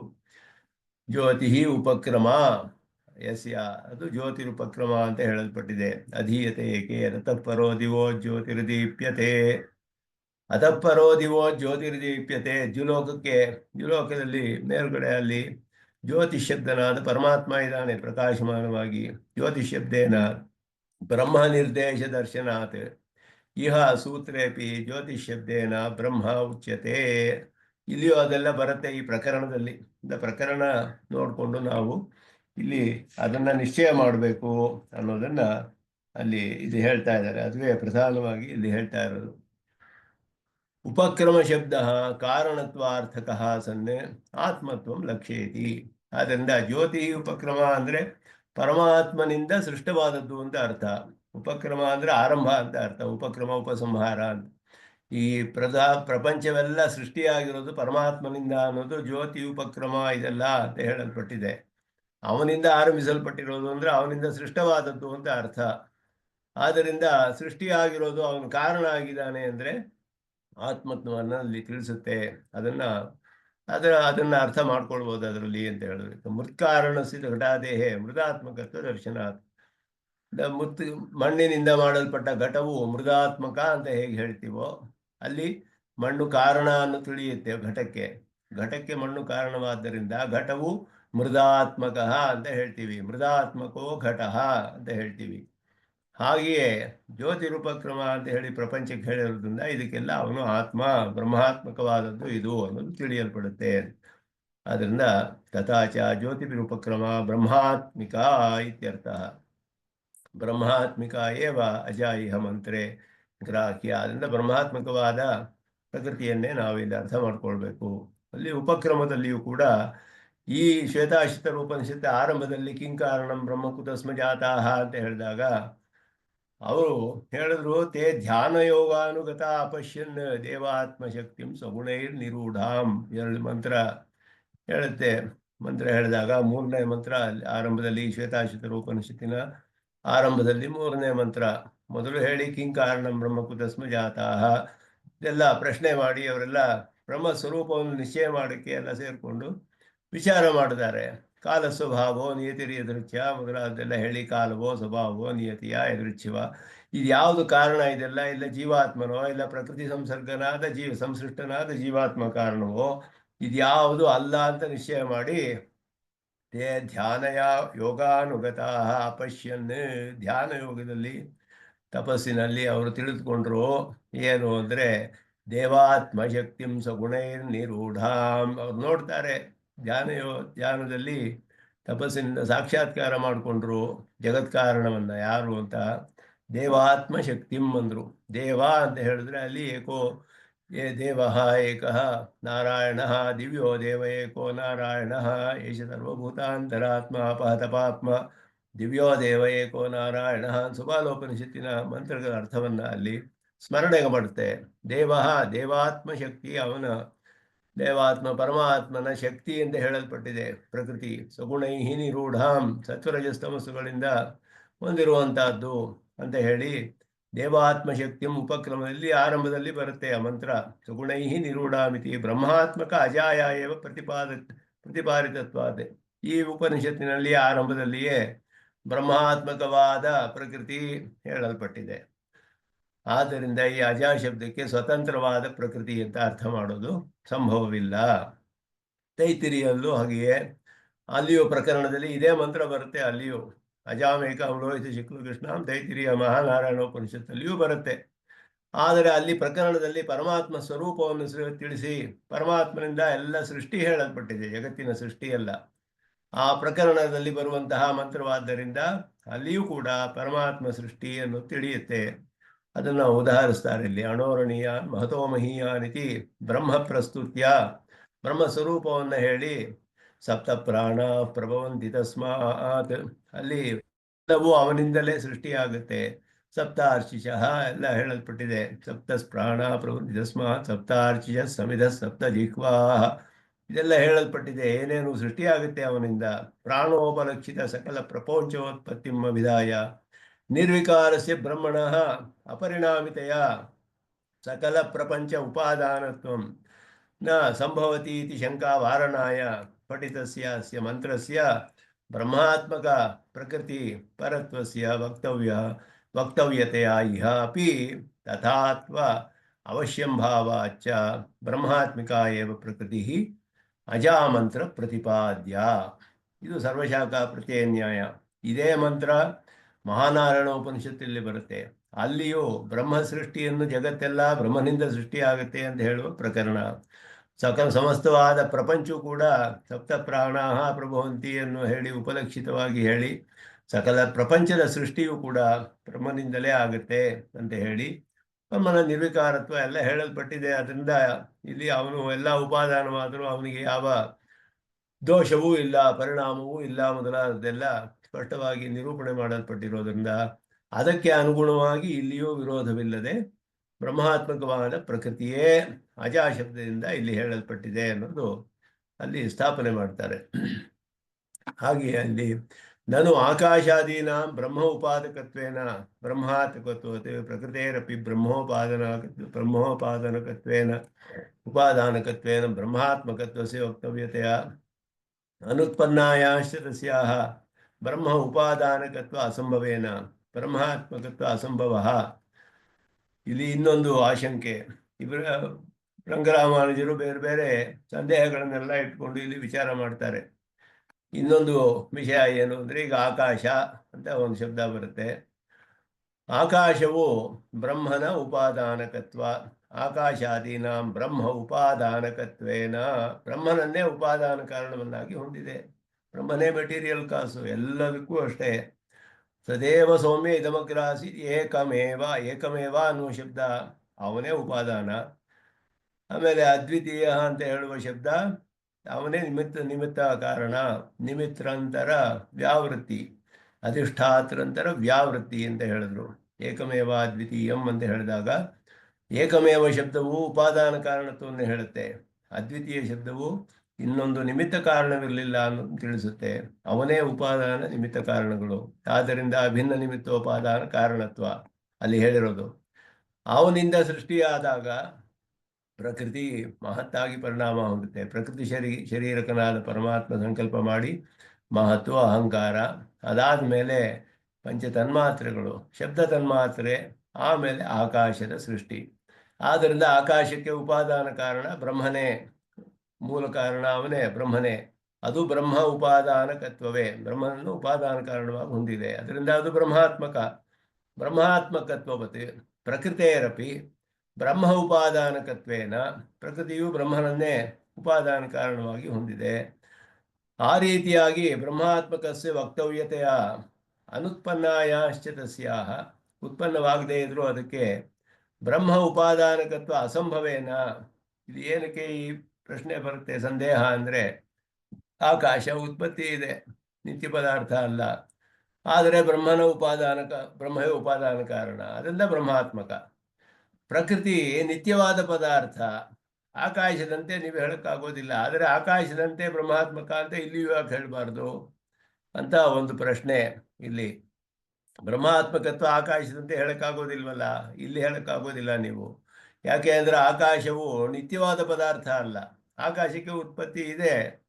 ಅದನ್ನು ಬ್ರಹ್ಮಸೂತ್ರದಲ್ಲೇ ಸ್ಥಾಪನೆ ಮಾಡಿದ್ರು. ವಿಯದಧಿಕರಣನ ವಿಯದ ಶ್ರುತೇ ಅಂತ ಹೇಳ್ಬಿಟ್ಟು. ವಿಯತ್ತು ಉತ್ಪನ್ನವಾಗುವುದಿಲ್ಲ, ಆಕಾಶಕ್ಕೆ ಉತ್ಪತ್ತಿ ಇಲ್ಲ. ಯಾಕೆ ಅಂದರೆ ಶ್ರುತಿಯಲ್ಲಿ ಉತ್ಪತ್ತಿ ಹೇಳಿಲ್ಲ ಅಂತ ಹೇಳಿದ್ರು. ಉತ್ಪತ್ತಿಯಲ್ಲಿ ಹೇಳಿಲ್ಲ ಅಂತ ಹೇಳಿದ್ರೆ ಸದ್ವಿದ್ಯಾ ಪ್ರಕರಣವೇ ಅಲ್ಲಿ ಎಲ್ಲ ಪ್ರಧಾನವಾದ ಪ್ರಕರಣ. ಛಾಂದೋಗ್ಯದಲ್ಲಿ 6ನೇ ಅಧ್ಯಾಯ ಅಲ್ಲಿ ಹೇಳುವಾಗ ಮೊದಲು ತೇಜಸ್ಸು ಸೃಷ್ಟಿಯಾಯಿತು ಅಂತ ಹೇಳಿತು. ತೇಜಸ್ಸು ಅಪ್ಪು ಅನ್ನ, ತೇಜೋಬನ್ನ ಅಂತ. ಬ್ರಹ್ಮ ಸದೇವ ಏಕಮೇವ ಅದ್ವಿತೀಯಂ ಅಂತ ಹೇಳಿ ತದೈಕ್ಷತ ಬಹುಸ್ಯಾಂ ಪ್ರಜಾಯೇತಿ ತತ್ತೇಜೋ ಅಸೃಜತ. ತೇಜಸ್ಸಿನ ಸೃಷ್ಟಿಯನ್ನು ಹೇಳಿದೆಯೇ ಹೊರತು ತೇಜಸ್ಸಿಗೆ ಮೊದಲು ಇದ್ದ ವಾಯು ಆಕಾಶವನ್ನು ಹೇಳಲಿಲ್ಲ. ಆದ್ದರಿಂದ ಆಕಾಶ ನಿತ್ಯ, ಸೃಷ್ಟಿ ಇಲ್ಲ ಅದಕ್ಕೆ. ವಾಯುಶ್ಚ ಅಂತರಿಕ್ಷಂ ಚ ಏತದ ಅಮೃತಂ ಅಂತ ಬೃಹದಾರಣ್ಯಕದಲ್ಲಿ ಹೇಳಲ್ಪಟ್ಟಿದೆ. ಅಮೃತ ಅಂತ ಹೇಳಲ್ಪಟ್ಟಿದೆ. ಅದಕ್ಕೆ ಸೃಷ್ಟಿ ಇಲ್ಲ, ಆಕಾಶ ನಿತ್ಯ ಅಂತ ಹೇಳಿದ್ರೆ ಅಸ್ತಿತು ಅಂತ ಸೂತ್ರ ಹಾಕಿದ್ರು. ಅದಕ್ಕೂ ಸೃಷ್ಟಿ ಇದೆ, ಅದು ಸೃಷ್ಟವಾಗುವ ಪದಾರ್ಥವೇ. ಆಕಾಶವು ಕೂಡ ಸೃಷ್ಟಿಯಾಗುತ್ತೆ, ನಿತ್ಯವಾದ ಪದಾರ್ಥ ಅಲ್ಲ ಅನ್ನೋದನ್ನು ಸ್ಥಾಪನೆ ಮಾಡಿದ್ರು ಪ್ರಮಾಣಗಳಿಂದ ಅಲ್ಲಿ. ಆದರೆ ಆಕಾಶ ಬ್ರಹ್ಮಾತ್ಮಕವಾದದ್ದು. ಆ ರೀತಿ ಇಲ್ಲಿ ಬ್ರಹ್ಮಾತ್ಮಕ ಅಂತ ನೀವು ಹೇಳೋಕ್ಕಾಗೋದಿಲ್ಲ. ಯಾಕೆ ಉಪಾದಾನವಾದ್ರಿಂದ ಬ್ರಹ್ಮಾತ್ಮಕ ಅಂತ ಹೇಳಿದ್ರೆ ಇಲ್ಲಿ ಆಕಾಶಕ್ಕೆ ಬ್ರಹ್ಮಾತ್ಮಕತ್ವ, ಇದು ಬ್ರಹ್ಮಾತ್ಮಕತ್ವ ಅಂದರೆ ಆಕಾಶ ಅನಿತ್ಯ, ಇದು ನಿತ್ಯ. ವ್ಯತ್ಯಾಸ ಬಂತಲ್ಲ ಇಲ್ಲಿ. ಇದು ಹೇಗೆ ಹೇಳ್ತೀರಾ ನೀವು? ಬ್ರಹ್ಮನ ಉಪಾದಾನ ಆಗ ಕಾರಣ ಆಗೋದಿಲ್ವಲ್ಲ ಇದು ಅಂತ ಹೇಳಿದ್ರೆ, ಕಲ್ಪನೋಪದೇಶ ಚ ಮಧ್ವಾದಿವದ ವಿರೋಧ ಅಂತ ಸೂತ್ರದಲ್ಲಿ ಅದನ್ನ ಪರಿಹಾರ ಮಾಡ್ತಾರೆ. ಕಲ್ಪನಂ ಅಂದ್ರೆ ಸೃಷ್ಟಿ ಅಂತ ಅರ್ಥ. ಅಲ್ಲಿ ಯೋ ಬ್ರಹ್ಮಾಂಡಂ ಮಿರ್ದಾದಿ ಪೂರ್ವಂ ಯೋ ವೇದಾಂಶ ಪ್ರಯುದು ಅಂತ ಹೇಳಿ ಧಾತಾ ಯಥಾ ಪೂರ್ವಮ ಕಲ್ಪಯತೆ ಅಂತ ಬರುತ್ತೆ ಅಲ್ಲಿ. ಧಾತಾ ಯಥಾ ಪೂರ್ವಮ ಕಲ್ಪಯತೆ ದಿವಂಚ ಪೃಥಿವೀಂಚ ಅಂತರಿಕ್ಷಮಥೋ ಸುವಃ. ಧಾತಾ ಯಥಾ ಪೂರ್ವಮ ಕಲ್ಪಯತೆ, ಹೇಗಿತ್ತೋ ಸೂರ್ಯ ಚಂದ್ರಮಸೌ ಧಾತಾ ಯಥಾ ಪೂರ್ವಮ ಕಲ್ಪಯತೆ. ಸೂರ್ಯ ಚಂದ್ರಮಸೌ ಧಾತಾ ಯಥಾ ಪೂರ್ವಂ ಅಕಲ್ಪಯತೆ. ಅಕಲ್ಪಯತೆ ಅಂದ್ರೆ ಕಲ್ಪನೆ ಅಂದ್ರೆ ಸೃಷ್ಟಿ ಅಂತ ಅರ್ಥ ಅಲ್ಲಿ. ಅಂದ ಕಲ್ಪನಾ ಶಬ್ದಕ್ಕೆ ವೇದದಲ್ಲಿ ಸೃಷ್ಟಿ ಎನ್ನುವ ಅರ್ಥವಿದೆ. ಧಾತಾ ಯಥಾಪೂರ್ವಂ ಅಕಲ್ಪಯತೆ ಹೇಳಿದ ಕಲ್ಪನಂ ಸೃಷ್ಟಿ ಅಂತ ಭಾಷಿಕಾರರು ವ್ಯಾಖ್ಯಾನ ಮಾಡಿದ್ರು. ಕಲ್ಪನೋಪದೇಶ ಚ ಮಧ್ವಾದಿವದ ವಿರೋಧ ಸೂತ್ರ ಅದು. ಆದ್ದರಿಂದ ಇಲ್ಲಿ ಅಸ್ಮಾನ್ ಮಾಯಿ ಸೃಜತೆ ವಿಶ್ವಮೇತತೆ ಇತಿ ಮಾಯಾ ಶಬ್ದಿತ ಪ್ರಕೃತೆ ಬ್ರಹ್ಮ ಉಪಾದೇಯ ಪ್ರಪಂಚ ಸೃಷ್ಟೌ ಹೇತುತ್ವಾದಿನ ಹೇತುತ್ವ ಆವೇದನಾತ್ ಇತ್ಯರ್ಥ. ಹೇತುತ್ವ ಆವೇದನಾತ್, ಹೇತುತ್ವ ಅದು ತಿಳಿದು ಬರುತ್ತೆ ಅಲ್ಲಿ ವಾಕ್ಯ. ಇಲ್ಲಿ ಹೇಳುವಾಗ ಅಸ್ಮಾನ್ ಮಾಯಿ ಸೃಜತೆ ವಿಶ್ವಮೇತತೆ ತಸ್ಮಿಂಶ್ಚಾನ್ಯ ಮಾಯೆಯ ಸನ್ನಿರುದ್ಧ ಅಂತ ಹೇಳಲ್ಪಟ್ಟಿದೆ. ಆಗ ಅಸ್ಮಾತ್ ಅಂತ ಹೇಳಾಗ ಪ್ರಕೃತೇ ಅಂತ ಪ್ರಕೃತಿಯನ್ನ ತೆಗೆದುಕೊಂಡು ಇವನು ಮಾಯಿ ಅಂದ್ರೆ ಶಕ್ತನಾದ ಪರಮಾತ್ಮನು, ಆಶ್ಚರ್ಯ ಶಕ್ತಿಯನ್ನುಳ್ಳ ಪರಮಾತ್ಮನು ಈ ಪ್ರಪಂಚವನ್ನೆಲ್ಲ ಸೃಷ್ಟಿ ಮಾಡ್ತಾನೆ. ಮಾಯಾ ಶಬ್ದಿತ ಪ್ರಕೃತೇ ಬ್ರಹ್ಮ ಉಪಾದೇಯ ಪ್ರಪಂಚ ಸೃಷ್ಟೌ. ಬ್ರಹ್ಮನಿಂದ ಉಪಾದೇಯವಾದ ಪ್ರಪಂಚದ ಸೃಷ್ಟಿಯಲ್ಲಿ ಈ ಪ್ರಕೃತಿ ಅನ್ನೋದು ಕಾರಣವಾಗಿದೆ. ಪ್ರಕೃತಿಯನ್ನು ಉಪಯೋಗಿಸಿಕೊಂಡು ಜಗತ್ತನ್ನು ಸೃಷ್ಟಿ ಮಾಡ್ತಾನೆ. ಅದಕ್ಕೆ ಆತ್ಮನಾಗಿ ತನ್ನ ಶರೀರವಾದ ಪ್ರಕೃತಿಯಲ್ಲಿ ಅವನು ಪರಿಣಾಮವನ್ನು ಉಂಟು ಮಾಡ್ತಾನೆ. ಆದ್ದರಿಂದ ಪ್ರಕೃತೇ ಬ್ರಾಹ್ಮಾತ್ಮಕತ್ವೇ ಚ ತಸ್ಯಾಹ ಅಸ್ಮಾತ್ ಮಾಯಿ ಸೃಜತೆ ಇತಿ ಪ್ರತಿಪಾದಿತ ಬ್ರಹ್ಮ ಉಪಾದಾನತ ಅನಿರ್ವಾಹಕ ಅಭಾವಾತ್ ತಸ್ಯಾಹ ಬ್ರಹ್ಮಾತ್ಮಕತ್ವಂ ಸಿದ್ಧಂ. ಅದರಿಂದ ಇವರು ಹೇಳಿದ್ರು ಬ್ರಹ್ಮಾತ್ಮಕ ಆಗೋದು ಸಾಧ್ಯವಿಲ್ಲ. ಆಕಾಶವು ಬ್ರಹ್ಮನ ಉಪಾದೇಯ, ಆದರೆ ಅದು ಅನಿತ್ಯವಾದ ಪದಾರ್ಥ. ಪ್ರಕೃತಿ ನಿತ್ಯವಾದ ಪದಾರ್ಥದಿಂದ ಆಕಾಶದಂತೆ ಇಲ್ಲಿ ನೀವು ಹೇಳಕ್ಕಾಗೋದಿಲ್ಲ. ಬ್ರಹ್ಮಾತ್ಮಕ ಅಂತ ಹೇಗೆ ಹೇಳ್ತೀರಾ ಪ್ರಶ್ನೆ ಮಾಡಿದ್ರೆ, ಬ್ರಹ್ಮಾತ್ಮಕ ಆಗೋದಿಲ್ಲ, ಇದು ಉಪಾದಾನವಾಗೋದಿಲ್ಲ ಬ್ರಹ್ಮಕ್ಕೆ. ಬ್ರಹ್ಮನ ಉಪಾದಾನ ಆಗೋದಿಲ್ಲ. ಯಾಕೆ ಅಂತ ಹೇಳಿದ್ರೆ ನಿತ್ಯವಾದ ಪದಾರ್ಥ. ಬ್ರಹ್ಮ ಹೇಗೆ ಉಪಾದಾನ ಆಗ್ತಾನೆ ಅದಕ್ಕೆ, ಇರುವ ಪದಾರ್ಥಕ್ಕೆ ಅಂತ ಹೇಳಿದ್ರೆ, ಇಲ್ಲಿ ಬ್ರಹ್ಮ ಪ್ರಕೃತಿಯನ್ನು ಉಪಯೋಗಿಸಿಕೊಂಡು ಜಗತ್ತನ್ನು ಸೃಷ್ಟಿ ಮಾಡ್ತಾನೆ ಅಂತ ಹೇಳಿರೋದ್ರಿಂದ ಅದು ಬ್ರಹ್ಮನೇ ಆತ್ಮನಾಗಿ ಪ್ರಕೃತಿಯಲ್ಲಿ ಪರಿಣಾಮ ಉಂಟು ಮಾಡಿ ಜಗತ್ತನ್ನು ಸೃಷ್ಟಿ ಮಾಡೋದ್ರಿಂದ ಬ್ರಹ್ಮನಿಗೂ ಮುಖ್ಯ ಅರ್ಥದಲ್ಲಿಯೇ ಉಪಾದಾನತ್ವ ಸಂಭವ ಆಗುತ್ತೆ. ಪ್ರಕೃತಿಯೇ ಮೆಟೀರಿಯಲ್ಲು, ಪ್ರಕೃತಿಯನ್ನು ಉಪಯೋಗಿಸ್ತಾನೆ ಬ್ರಹ್ಮ. ಆದರೆ ಪ್ರಕೃತಿ ಸ್ವತಂತ್ರವಾಗಿ ಮೆಟೀರಿಯಲ್ ಆಗೋದಿಲ್ಲ. ಈ ಸೃಷ್ಟಿನಲ್ಲಿ ಪ್ರಕೃತಿ ಶರೀರಕನಾದ ಪರಮಾತ್ಮ ಸಂಕಲ್ಪ ಮಾಡಿ ಅದರಲ್ಲಿ ಪರಿಣಾಮ ಉಂಟು ಮಾಡಿ ಜಗತ್ತನ್ನು ಸೃಷ್ಟಿ ಮಾಡಿದ. ಆದ್ದರಿಂದ ಮುಖ್ಯಾರ್ಥದಲ್ಲಿ ಪರಮಾತ್ಮನಿಗೆ ಅಲ್ಲಿ ಉಪಾದಾನ ಕಾರಣತ್ವ. ಆದರೆ ಅವನು ಪ್ರಕೃತಿಯನ್ನು ಉಪಯೋಗಿಸಿಕೊಂಡು ಮಾಡ್ತಾನೆ. ತನ್ನ ಶರೀರವಾದ ಪ್ರಕೃತಿಯಲ್ಲಿ ಪರಿಣಾಮ ಆಗುತ್ತೆ. ಅವನು ಸ್ವತಃ ಪರಿಣಾಮವಿಲ್ಲ ಪರಮಾತ್ಮನಿಗೆ. ಸ್ವತಃ ನೇರವಾಗಿ ಉಪಾದಾನವಲ್ಲ, ಶರೀರದ ಮೂಲಕ ಉಪಾದಾನವಾಗ್ತಾನೆ. ಆದರೆ ಶರೀರ ಹೇಳುವ ಶಬ್ದಗಳೆಲ್ಲ ಶರೀರಿಯನ್ನು ಹೇಳೋದ್ರಿಂದ ಅವನಿಗೂ ಮುಖ್ಯ ಅರ್ಥದಲ್ಲಿ ಉಪಾದಾನ ಅಂತ ಹೇಳಬಹುದು. ಅದರಲ್ಲಿ ಯಾವ ವಿರೋಧವೂ ಇಲ್ಲ. ಅದು ಸೃಷ್ಟಿ ಸ್ಪಷ್ಟವಾಗಿ ಹೇಳುತ್ತೆ. ಅಸ್ಮಾತ್ ಮಾಯಿ ಸೃಜತೆ, ಇದರಿಂದ ಜಗತ್ತನ್ನ ಈ ಪ್ರಪಂಚವನ್ನೆಲ್ಲ ಸೃಷ್ಟಿ ಮಾಡ್ತಾನೆ. ವಿಶ್ವಮೇತತ್ ಪ್ರತಿಪಾದಿತ ಬ್ರಹ್ಮೋಪಾದಾನತ ಅನಿರ್ವಾಹಕತ್ವ ಬ್ರಹ್ಮೋಭಾವತ ನಿರ್ವಾಹಕತ್ವ ಅಭಾವಾತ್. ಇದರಲ್ಲಿ ಅಸ್ಮಾತ್ ಸೃಜತೆ ಅಂತ ಹೇಳಿದಾಗ ಬ್ರಹ್ಮನೇ ಉಪಾದಾನ ಸೃಷ್ಟಿ ಅಂತ ಹೇಳಿರೋದ್ರಿಂದ ತಸ್ಯಾಹ ಬ್ರಹ್ಮಾತ್ಮಕತ್ವಂ ಸಿದ್ಧಂ. ಅಪೃಥಕ್ ಸಿದ್ಧ ಆಧಾರತ್ವ ಮಾತ್ರೇಣ ಅಪಿ ಆತ್ಮತ್ವೋಪಪತ್ಯ ಅಜನ್ಯಾಯಾಃ ಅಪಿ ಪ್ರಕೃತೇಃ ಬ್ರಹ್ಮಾತ್ಮಕತ್ವಂ ಸಂಭವತ್ಯೇವ ಇತಿ ಬ್ರಹ್ಮಾತ್ಮಕತ್ವಂ ಅವಿರುದ್ಧಂ. ಇದು ಪ್ರಕೃತಿ ಅನ್ನೋದು ಅಪೃಥಕ್ ಸಿದ್ಧವಾಗಿ ಅವನ ಆಧಾರದಲ್ಲಿಯೇ ಇರುವಂತಹ ಪದಾರ್ಥ ಪ್ರಕೃತಿ. ಆದ್ದರಿಂದ ಇದು ಜನ್ಮವಿಲ್ಲದೆ ಇರೋದಾದರೂ ಕೂಡ ಅಜನ್ಯಾಯಾಹ ಅಂದರೆ ಜನ್ಯವಾಗದೇ ಇರುವಂಥದ್ದು ಅಂತ. ಅಜನ್ಯಾಯಾಹ ಅಪಿ ಪ್ರಕೃತೇ, ಜನ್ಯವಾಗದೇ ಇದ್ರೂ ಕೂಡ ಈ ಪ್ರಕೃತಿ ಸ್ವರೂಪದಲ್ಲಿ ನಾಶವಿಲ್ಲ ಅದಕ್ಕೆ.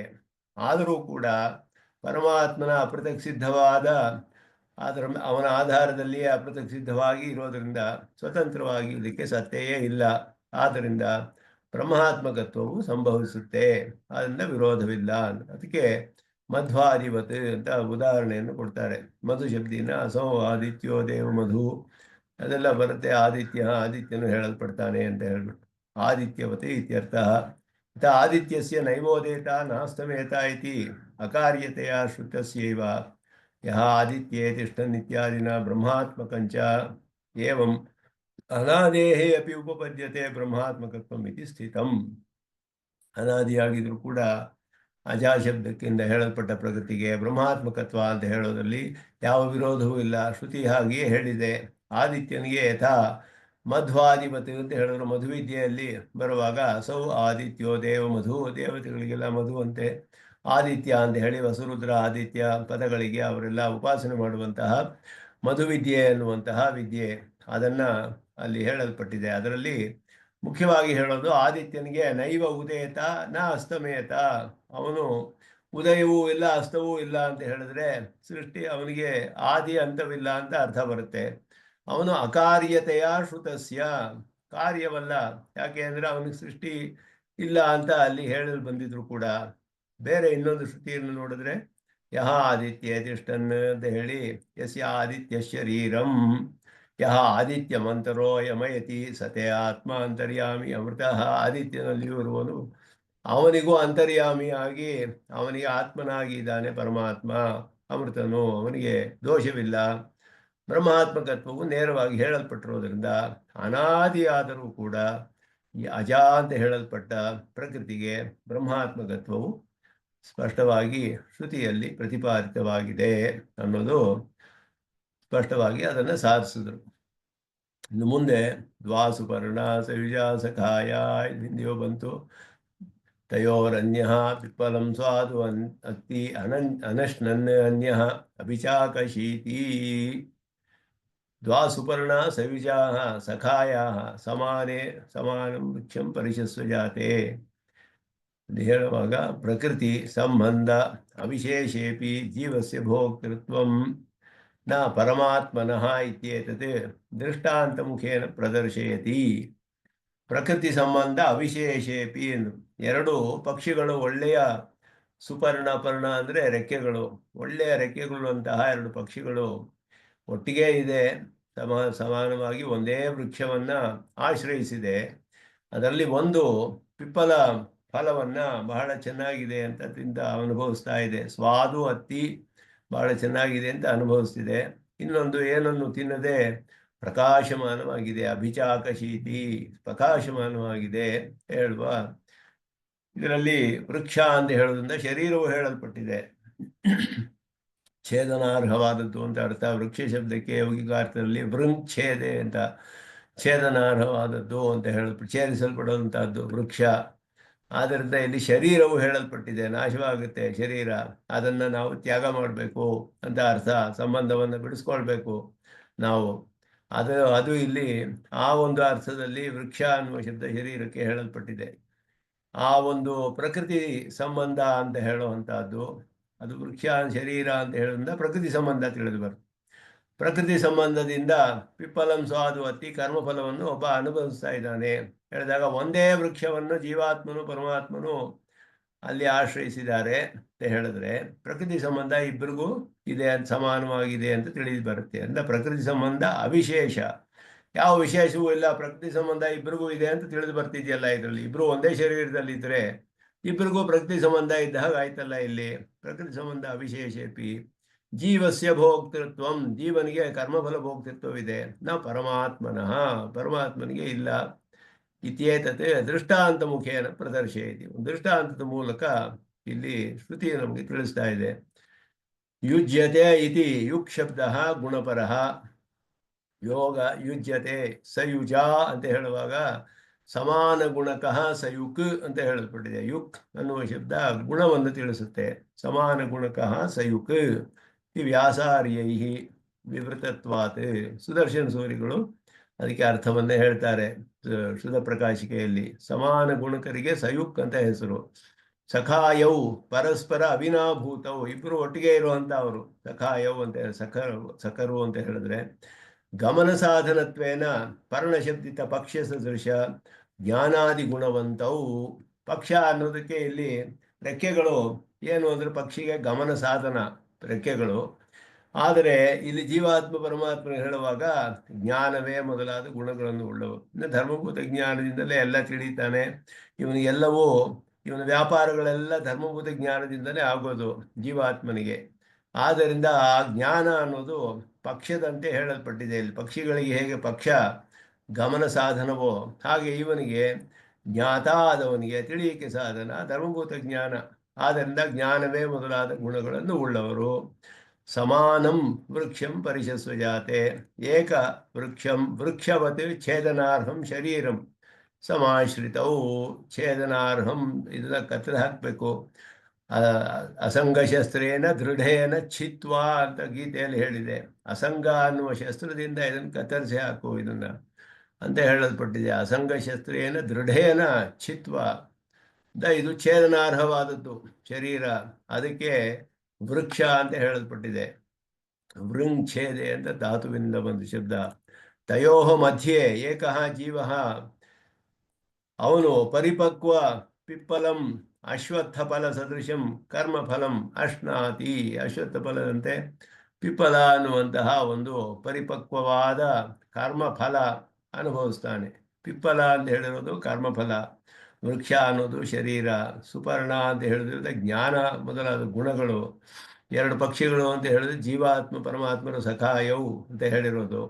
ಇದೆಲ್ಲ ಸಮಾನ ಸಯುಕ್ ಅಂತ ಹೇಳಿದ್ರೆ ಇಬ್ಬರಿಗೂ ಸಮಾನ ಗುಣಕರು ಅಂತ ಹೇಳಿದ್ರೆ ಜ್ಞಾನಾನಂದ ಗುಣಗಳು ಸಮಾನವಾಗಿದೆ. ಇತರಸ್ತು ಪರಮಾತ್ಮ, ಇನ್ನೊಬ್ಬ ಪರಮಾತ್ಮನು ಒಬ್ಬ ಕರ್ಮಫಲವನ್ನು ಅನುಭವಿಸ್ತಾ ಇದ್ದಾನೆ. ಇನ್ನೊಬ್ಬ ಪರಮಾತ್ಮನಾದರೂ ಅನಶ್ನನ್ನೇವ, ಯಾವುದನ್ನು ತಿನ್ನದೆ ಅನುಭವಿಸದೆ ಅಪಹತ ಪಾಪ್ ಮತ್ವಾದಿ ಮಹಾಮಹಿಮಶಾಲಿ ವರ್ತತೆ. ಅಭಿಚಾಕಶೀತಿ ಅಂದರೆ ಅಪಹತ ಪಾಪ್ ಮತ್ವೇ ಮೊದಲಾದ ಅವನ ಉಭಯಲಿಂಗ ಅವುಗಳಿಂದ ಮಹಾಮಹಿಮೆಯನ್ನು ಉಳ್ಳವನು, ಅವನು ಪ್ರಕಾಶಮಾನವಾಗಿದ್ದಾನೆ ಅಲ್ಲಿ ಅಂತ ಹೇಳಿದ್ರು. ಅತ್ರ ಶರೀರ ತದಾಶ್ರಯ ಜೀವಪರವಾಚಿ ಶಬ್ದ ನಿಗರಣೇನ. ಇದು ಬ್ರಹ್ಮಸೂತ್ರದಲ್ಲಿ ಎರಡು ಕಡೆ ಹೇಳಲ್ಪಟ್ಟಿದೆ. ಇವನಿಗೆ ಸಂಭೋಗ ಪ್ರಾಪ್ತಿ ರೀತಿ ಚೇನ್ನ ವೈಶೇಷ್ಯಾತ್ ಅಂತ ಸೂತ್ರ ಬ್ರಹ್ಮಸೂತ್ರದಲ್ಲಿ. ಇಬ್ಬರಿಗೂ ಕರ್ಮಫಲ ಅನುಭವ ಬರಬೇಕಲ್ಲ ಅಲ್ಲಿ ಇದ್ರೆ, ಶರೀರದಲ್ಲಿ ಇದ್ರೆ. ಇಲ್ಲಿ ಹೇಳಿರುವಾಗ ಸಮಾನಂ ವೃಕ್ಷಂ ಪರಿಶಸ್ಸು ಜಾತಿ ಅಂದರೆ ಇಬ್ರಿಗೂ ಬರಬೇಕಲ್ಲ ಅಂತ ಹೇಳಿದ್ರೆ, ಸಂಭೋಗ ಪ್ರಾಪ್ತಿ ಶರೀರದಿಂದ ಕರ್ಮ ಫಲ ಸುಖ ದುಃಖ ಅನುಭವ ಬರಬೇಕಲ್ಲ ಅಂದರೆ ವೈಶೇಷ್ಯ ಅದು ವಿಶೇಷವಿದೆ ಅಂತ ಸೂತ್ರದಲ್ಲಿ ಹೇಳಿದ್ರು ಬಾದರಾಯಣ. ಏನು ವಿಶೇಷ ಅಂದರೆ ಶರೀರದಲ್ಲಿ ಇರೋದೇ ಸುಖ ದುಃಖ ಅನುಭವಕ್ಕೆ ಕಾರಣವಲ್ಲ, ಯಾವ ಕಾರಣದಿಂದ ಶರೀರದಲ್ಲಿದ್ದಾನೆ ಅದು ಮುಖ್ಯ. ಇವನು ಕರ್ಮಗಳ ಫಲ ಅನುಭವಿಸೋಕ್ಕೋಸ್ಕರ ಇವನಿಗೆ ಶರೀರ ಬಂದಿದೆ. ಪರಮಾತ್ಮ ಯಾಕೆ ಶರೀರದಲ್ಲಿದ್ದಾನೆ? ಎಲ್ಲರಿಗೂ ಅಂತರ್ಯಾಮಿಯಾಗಿ ಶಾಸನ ಮಾಡೋಕ್ಕಿದ್ದಾನೆ ಅವನು. ಆದ್ದರಿಂದ ಅವನು ಕರ್ಮಫಲ ಅನುಭವಿಸಕ್ಕೆ ಬಂದಿಲ್ಲ ಈ ಶರೀರ. ಅವನು ತಾನಾಗಿಯೇ ಅಂತರ್ಯಾಮಿಯಾಗಿ ಎಲ್ಲ ಸರ್ವವ್ಯಾಪಿಯಾದವನು ನಿಯಮನ ಮಾಡೋಕ್ಕೋಸ್ಕರ ಇದ್ದಾನೆ. ಹಾಗೆಯೇ ಮುಕ್ತರಿಗೂ ಹಾಗೆಯೇ ಶರೀರವನ್ನು ತಗೊಳ್ತಾರೆ. ಏಕದಾ ಭವತಿ ದ್ವಿಧಾ ಭವತಿ, ಅನೇಕ ಶರೀರ ತಗೋಬಹುದು. ಆ ಶರೀರ ಯಾಕೆ ಬರುತ್ತೆ ಅವ್ರಿಗೆ? ತಮ್ಮ ಸಂಕಲ್ಪದಿಂದಲೇ ಪರಮಾತ್ಮನ ಕೈಂಕರ್ಯ ಮಾಡೋಕ್ಕೆ ಬೇರೆ ಬೇರೆ ಶರೀರ ತಗೊಳ್ತಾರೆ ಅವರು. ಅದು ಕರ್ಮದಿಂದ ಬಂದದ್ದಲ್ಲ. ಆದರೆ ಇಲ್ಲಿ ಬದ್ಧರಿಗೆ ಬರೋದು ಕರ್ಮಫಲವನ್ನು ಅನುಭವಿಸೋಕ್ಕೆ ಬರುತ್ತೆ. ಆದ್ದರಿಂದ ಕರ್ಮಫಲದಿಂದ ಬಂದ ಈ ಶರೀರದಲ್ಲಿ ಇದ್ದರೆ ಜೀವಾತ್ಮ ಅವನಿಗೆ ದುಃಖ ಸುಖ ಅನುಭವಿಸ್ತಾನೆ. ಶರೀರದಲ್ಲಿ ಇರೋದೇ ಸುಖ ದುಃಖಕ್ಕೆ ಕಾರಣವಲ್ಲ, ಯಾವ ಕಾರಣದಿಂದ ಇದ್ದಾನೆ ಅದು ಮುಖ್ಯ. ಅದನ್ನೆಲ್ಲ ಬ್ರಹ್ಮಸೂತ್ರದಲ್ಲಿ ಸ್ಥಾಪನೆ ಮಾಡ್ತಾರೆ. ಆದ್ದರಿಂದ ಇಲ್ಲಿ ಶರೀರ ತದಾಶ್ರಯ ಜೀವ ಪರವಾಚಿ ಶಬ್ದ ನಿಗರಣ ವಿಷಯಿ ವಾಚಕ ವೃಕ್ಷ ಸುಪರ್ಣಾದಿ ಶಬ್ದೈ ವೃಕ್ಷತ್ವಾಧ್ಯವಸಾನ ಲಕ್ಷಣ ರೂಪಕಾತಿಶಯೋಕ್ತಿ ವಿಚ್ಛಿತ್ತಿ ವಿಶೇಷಾಯ ಇತಿ ಕೆಲವರು ಈ ರೀತಿ ಅರ್ಥ ಮಾಡ್ತಾರೆ. ಸುಪರ್ಣ ಮೊದಲಾದ ಶಬ್ದಗಳೆಲ್ಲ ಹೇಳಿರೋದ್ರಿಂದ ವೃಕ್ಷ ಸುಪರ್ಣ ಮೊದಲಾದ ಶಬ್ದಗಳು, ಪರ್ಣ ಅಂದರೆ ಎಲೆಗಳು ಅಂತಲೂ ಅರ್ಥ ಬರುತ್ತೆ. ವೃಕ್ಷ ಸುಪರ್ಣ ಮೊದಲಾದ ಶಬ್ದಗಳೆಲ್ಲ ಒಂದು ರೂಪಕವನ್ನು ಹೇಳಿ ಅದಕ್ಕೆ ಒಂದು ಮೆಟಫರ್ ಥರ ಅದನ್ನು ಹೇಳಿ ವೃಕ್ಷತ್ವದಂತೆ ಅಂತ ಹೇಳಿ ಇದೆಲ್ಲ ಒಂದು ಕತ್ತರಿಸಬೇಕು ಅನ್ನೋ ಈ ಒಂದು ವಿಶೇಷದಿಂದ ಹೇಳಿದೆ ಅಂತಲೂ ಕೆಲವರು ಅರ್ಥ ಮಾಡ್ತಾರೆ ಅಂದರು. ವೃಕ್ಷಾದಿ ಶಬ್ದೇನ ಯೋಗವಶಾತ್ ಶರೀರಾದಿ ಪ್ರತೀತಿ ನತು ರೂಪಕಾತಿಶಯೋಕ್ತಿ ಇತಿ ಅನ್ಯೇ. ಕೆಲವರು ಹೇಳಿದ್ರು ರೂಪಕಾತಿಶಯ ಅಲ್ಲ ಇಲ್ಲಿ, ಅದೆಲ್ಲ ಮುಖ್ಯವಲ್ಲ, ರೂಪಕ ಅಲಂಕಾರ ಅದೆಲ್ಲ ಮುಖ್ಯವಲ್ಲ ಇಲ್ಲಿ. ಆದರೆ ಇಲ್ಲಿ ಹೇಳಿರೋದು ಶರೀರದ ಪ್ರತೀತಿ. ರೂಪಕ ವೃಕ್ಷ ಅನ್ನೋ ಶಬ್ದದಿಂದ ಶರೀರವು ಹೇಳಲ್ಪಟ್ಟಿದೆ, ಛೇದನಾರ್ಹವಾದದ್ದು ಅಂತ ಅದನ್ನ ಹೇಳ್ತಾರೆ. ಅದು ಒಂದೊಂದು ಅಭಿಪ್ರಾಯ ಇತ್ತು ಅಂತ ತಿಳಿಸ್ತಾರೆ ಅಲ್ಲಿ. ಸಮಾನಂ ವೃಕ್ಷಂ ಪರಿಶಸ್ವ ಜಾತೆ. ಇಲ್ಲಿ ಮುಂದಿನ ಮಂತ್ರ ಸಮಾನೇ ವೃಕ್ಷೇ ಪುರುಷೋ ನಿಮಗ್ನಃ ಅನೀಶಯ ಶೋಚತಿ ಮುಹ್ಯಮಾನಃ ದುಷ್ಟಂ ಯದಾ ಪಶ್ಯತಿ ಅನ್ಯಮೀಶಂ ಅಸ್ಯ ಮಹಿಮಾನಮಿತಿ ವೀತಶೋಕಃ. ಸಮಾನೇ ವೃಕ್ಷೇ ಪುರುಷೋ ನಿಮಗ್ನಃ. ಸಮಾನವಾದ ವೃಕ್ಷದಲ್ಲಿ ಪುರುಷನು ಪೂರ್ಣವಾಗಿ ಮುಳುಗಿದ್ದಾನೆ. ನಿಮಗ್ನಃ, ಅವನು ಅನೀಶಯ ಶೋಚತಿ ಮುಹ್ಯಮಾನಃ, ಅವನು ಈಶನಲ್ಲ, ಅನೀಶ. ಅಲ್ಲಿ ದ್ವೌವಜೌ ಈಶನೀಶೌ ಅಂತ ಮಂತ್ರದಲ್ಲಿ ಬರುತ್ತೆ. ದ್ವಾವಜೌ ಈಶನೀಶೌ. ಈಶ ಒಬ್ಬ ಅನೀಶ, ಅದು ಶ್ರುತಿ ಈಶನೀಶೌ ಅಂತ ಹೇಳಿದೆ, ಈಶ ಅನೀಶ ಅಂತ ಅರ್ಥ. ದ್ವೌವಜೌ ಈಶನೀಶೌ ಅಂತ ಹೇಳಿ, ಇವನು ಅನೀಶಯ ಶೋಚತಿ, ಇವನು ಸ್ವತಂತ್ರನಲ್ಲ, ಇವನು ಕರ್ಮವಶನಾಗಿದ್ದಾನೆ. ಈಶ್ವರನಲ್ಲ, ಇವನು ಅನೀಶನಾಗಿದ್ದಾನೆ, ಇನ್ನೊಂದರ ಅಡಿಯಲ್ಲಿ ಪರತಂತ್ರನಾಗಿದ್ದಾನೆ. ಯಾರಿಗೆ ಅಂದರೆ ಕರ್ಮವಶವಾಗಿದ್ದಾನೆ. ಕರ್ಮವಶದಿಂದ ಇವನಿಗೆ ಮೋಹ ಒಂದು ಶೋಕ ಪಡ್ತಿದ್ದಾನೆ, ಅಂದರೆ ಸಂಸಾರದಲ್ಲಿದ್ದಾನೆ, ಮುಳುಗಿದ್ದಾನೆ ಇವನು. ಅನೀಶಯ ಭೋಗ್ಯಭೂತಯ ಪ್ರಕೃತಿಯಿಂದ ಮುಖ್ಯಮಾನಃ ಪರಾಭಿಧ್ಯಾನಾತ್ ತಿರೋಹಿತಂ ಇತಿ ಸೂತ್ರೋಕ್ತನ್ಯಾಯೇನ ತಿರೋಹಿತ ಪರಮಾತ್ಮ ಶೇಷತ್ವ ಜ್ಞಾನಾನಂದ ಲಕ್ಷಣ ಸ್ವಸ್ವರೂಪ ಸನ್ ವೃಕ್ಷಛೇದನಾರ್ಹೇ ಏಕಸ್ಮಿನ್ ಶರೀರೇ ಜೀವ. ಇವನು ಹೇಗೆ ಮೋಹ ಉಂಟಾಗ್ತಿದೆ ಇವನಿಗೆ, ಶ್ರುತಿಯಲ್ಲಿ ಹೇಳುತ್ತೆ, ಒಂದೇ ವೃಕ್ಷದಲ್ಲಿ ಪಕ್ಕ ಇಬ್ಬರು ಇದ್ದಾರೆ ಅಂತ ಹೇಳಿದ್ರಲ್ಲ, ಜೀವರು ಪರಮಾತ್ಮ ಇಬ್ಬರು ಒಂದೇ ವೃಕ್ಷದಲ್ಲಿ ಇದ್ದಾರೆ. ಸಖಾಯವು ಸಯುಜವು ಸಖಾಯವು ಅಂತೆಲ್ಲ ಹೇಳಿದೆಯಲ್ಲ, ಅವನು ಮತ್ತೆ ಯಾಕೆ ಅವನು ಕಾಣೋದಿಲ್ಲ, ಇವನಿಗೆ ತಿಳಿದಿಲ್ಲ ಜೀವಾತ್ಮ ಅಂತ ಹೇಳಿದ್ರೆ, ಪರಾಭಿಧ್ಯಾನಾತ್ ತಿರೋಹಿತಂ ತಥೋ ಹ್ಯಸ್ಯ ಬಂಧ ವಿಪರ್ಯಯೌ ಅಂತ ಸೂತ್ರ ಹೇಳಿದ್ರು. ಅವನ ಅಭಿಧ್ಯ ಅಂತ ಹೇಳಿದ್ರೆ ಸಂಕಲ್ಪ, ಪರ ಅಭಿಧ್ಯಾನಾತ್ ಪರಮಾತ್ಮನ ಸಂಕಲ್ಪದಿಂದಲಾದರೂ, ಪರ ಅಭಿಧ್ಯಾನಾತ್ ತು ತಿರೋಹಿತಂ ಇವನಿಗೆ ಪರಮಾತ್ಮ ಜ್ಞಾನ ಮರೆಯಾಗ್ಬಿಟ್ಟಿದೆ. ತಥೋಹಿ ಅಸ್ಯ ಬಂಧ ವಿಪರ್ಯಯೋ, ಪರಮಾತ್ಮನಿಂದ ತಾನೇ ಇವನಿಗೆ ಸಂಸಾರ ಬಂಧವು, ಸಂಸಾರದಿಂದ ಮೋಕ್ಷವು ಅವನಿಂದಲೇ ಉಂಟಾಗಬೇಕು. ಅವನ ಸಂಕಲ್ಪದಿಂದಲೇ ಇವನಿಗೆ ಬಂಧ ಉಂಟಾಗಿದೆ ಈಗ. ಮತ್ತೆ ಯಾಕೆ ಅವನು ಹೀಗೆ ಬಂಧ ಮಾಡ್ತಾನೆ ಅಂದರೆ, ಇವನು ಕರ್ಮಫಲವನ್ನು ಅನುಭವಿಸೋಕ್ಕೋಸ್ಕರ. ಆದ್ದರಿಂದ ಕರ್ಮ ಮಾಡಿ ಇಟ್ಟುಕೊಂಡಿದ್ದಾನಲ್ಲ, ಅದರ ಫಲ ಅನುಭವಿಸ್ಬೇಕು. ಅದಕ್ಕೋಸ್ಕರ ಇವನ ಶರೀರದಲ್ಲಿ ಹಾಕಿದ್ದಾನೆ. ಅವನ ಸಂಕಲ್ಪದಿಂದಲೇ ಇವನು ಕರ್ಮಫಲ ಅನುಭವಿಸ್ತಿರೋದ್ರಿಂದ ಮರೆತು ಬಿಟ್ಟಿದ್ದಾನೆ ಪರಮಾತ್ಮನ ಸ್ವರೂಪವನ್ನು. ತಿಳಿದಿಲ್ಲ, ಅವನು ತನ್ನ ಸ್ವರೂಪವನ್ನು ತಿಳಿದಿಲ್ಲ, ಪರಮಾತ್ಮನನ್ನು ನೋಡಲಿಲ್ಲ. ತನ್ನ ಸ್ವರೂಪ ಪರಮಾತ್ಮನಿಗೆ ಶೇಷಭೂತವಾದದ್ದು, ಇವನು ಜ್ಞಾನಾನಂದ ಸ್ವರೂಪ ಮೊದಲಾದದ್ದೆಲ್ಲ ಅವನು ತಿಳಿದಿಲ್ಲ. ದೇಹವೇ ಆತ್ಮ ಅಂತ ಮೋಹವನ್ನು ಹೊಂದಿದ್ದಾನೆ. ಅತಿ ಪರಾಭಿಧ್ಯಾನಾತ್ ತಿರೋಹಿತಮಿತಿ ಸೂತ್ರೋಕ್ತ ನ್ಯಾಯೇನ ತಿರೋಹಿತ ಪರಮಾತ್ಮ ಶೇಷತ್ವ ಜ್ಞಾನಾನಂದ ಲಕ್ಷಣ ಸ್ವಸ್ವರೂಪ ಸನ್. ಪರಮಾತ್ಮನಿಗೆ ಶೇಷ ಅನ್ನೋದು ಮರೆಯಾಗ್ಬಿಟ್ಟಿದೆ. ತನ್ನ ಜ್ಞಾನಾನಂದ ಸ್ವರೂಪನು, ತನ್ನ ಸ್ವರೂಪವು ಜ್ಞಾನಾನಂದ ಸ್ವರೂಪ ಅನ್ನೋದು ಅವನಿಗೆ ತಿಳಿದಿಲ್ಲ. ಆದ್ದರಿಂದ ವೃಕ್ಷ ಛೇದನಾರ್ಹೇ ಏಕಸ್ಮಿನ್ ಶರೀರೇ, ಅಂದರೆ ವೃಕ್ಷವತ್ ಛೇದನಾರ್ಹೇ, ಮರದಂತೆ ಕತ್ತರಿಸಿ ಹಾಕಬೇಕಾದ್ದು ಈ ಶರೀರ. ಅದರಲ್ಲಿ ಇದ್ಕೊಂಡು ಇವನಿಗೆ ಯಾವ ರೀತಿ ಮೋಹ ಉಂಟಾಗ್ತಿದೆ, ಸ್ಥೂಲ ಅಹಂ ಕೃಶ ಅಹಂ ದಪ್ಪಗಿದ್ದೀನಿ, ನಾನು ಸಣ್ಣಗಿದ್ದೀನಿ, ಇತಿ ತಾದಾತ್ಮ್ಯ ಬುದ್ಧಿಯ ಪಾಂಸು ಉದಕವತ್. ಶರೀರವೇ ಆತ್ಮ, ತಾದಾತ್ಮ್ಯ ಅಂದರೆ ಶರೀರದೊಡನೆ ತನ್ನನ್ನು ಒಂದಾಗಿ ತಿಳಿಯೋದು. ನಾನೇ ಕೃಶಃ ಸ್ಥೂಲ ಅಂತ ತಿಳಿದಿದ್ದಾನೆ, ಜ್ಞಾನಾನಂದ ಅಂತ ತಿಳಿದಿಲ್ಲ ಅವನಿಗೆ. ಆತ್ಮನಿಗೆ ತಪ್ಪಗಿರೋದು ಸಣ್ಣಗಿರೋದು ಎಲ್ಲ ಇಲ್ಲ. ಆದರೆ ಶರೀರವೇ ಆತ್ಮ ಅಂತ ತಿಳಿದು ಸ್ಥೂಲ ಅಹಂ ಕೃಶಃ ಅಹಂ, ಹೇಗೆ ಅಂದರೆ ಒಂದು ದೃಷ್ಟಾಂತ ಕೊಟ್ಟರು, ಪಾಂಸು ಉದಕವತ್ ಅಂತ ಹೇಳಿ. ಕೆಸರು ತುಂಬಿರುವ ನೀರು, ಕೆಸರು ಇರುವಂತಹ ನೀರು ಅದು ಹೇಗಿರುತ್ತೆ ಅಂದರೆ ಕದಡಿದು ಹೋಗಿಬಿರುತ್ತೆ, ನೀರಲ್ಲಿ ಒಂದಾಗ್ಬಿಟ್ಟಿರುತ್ತೆ.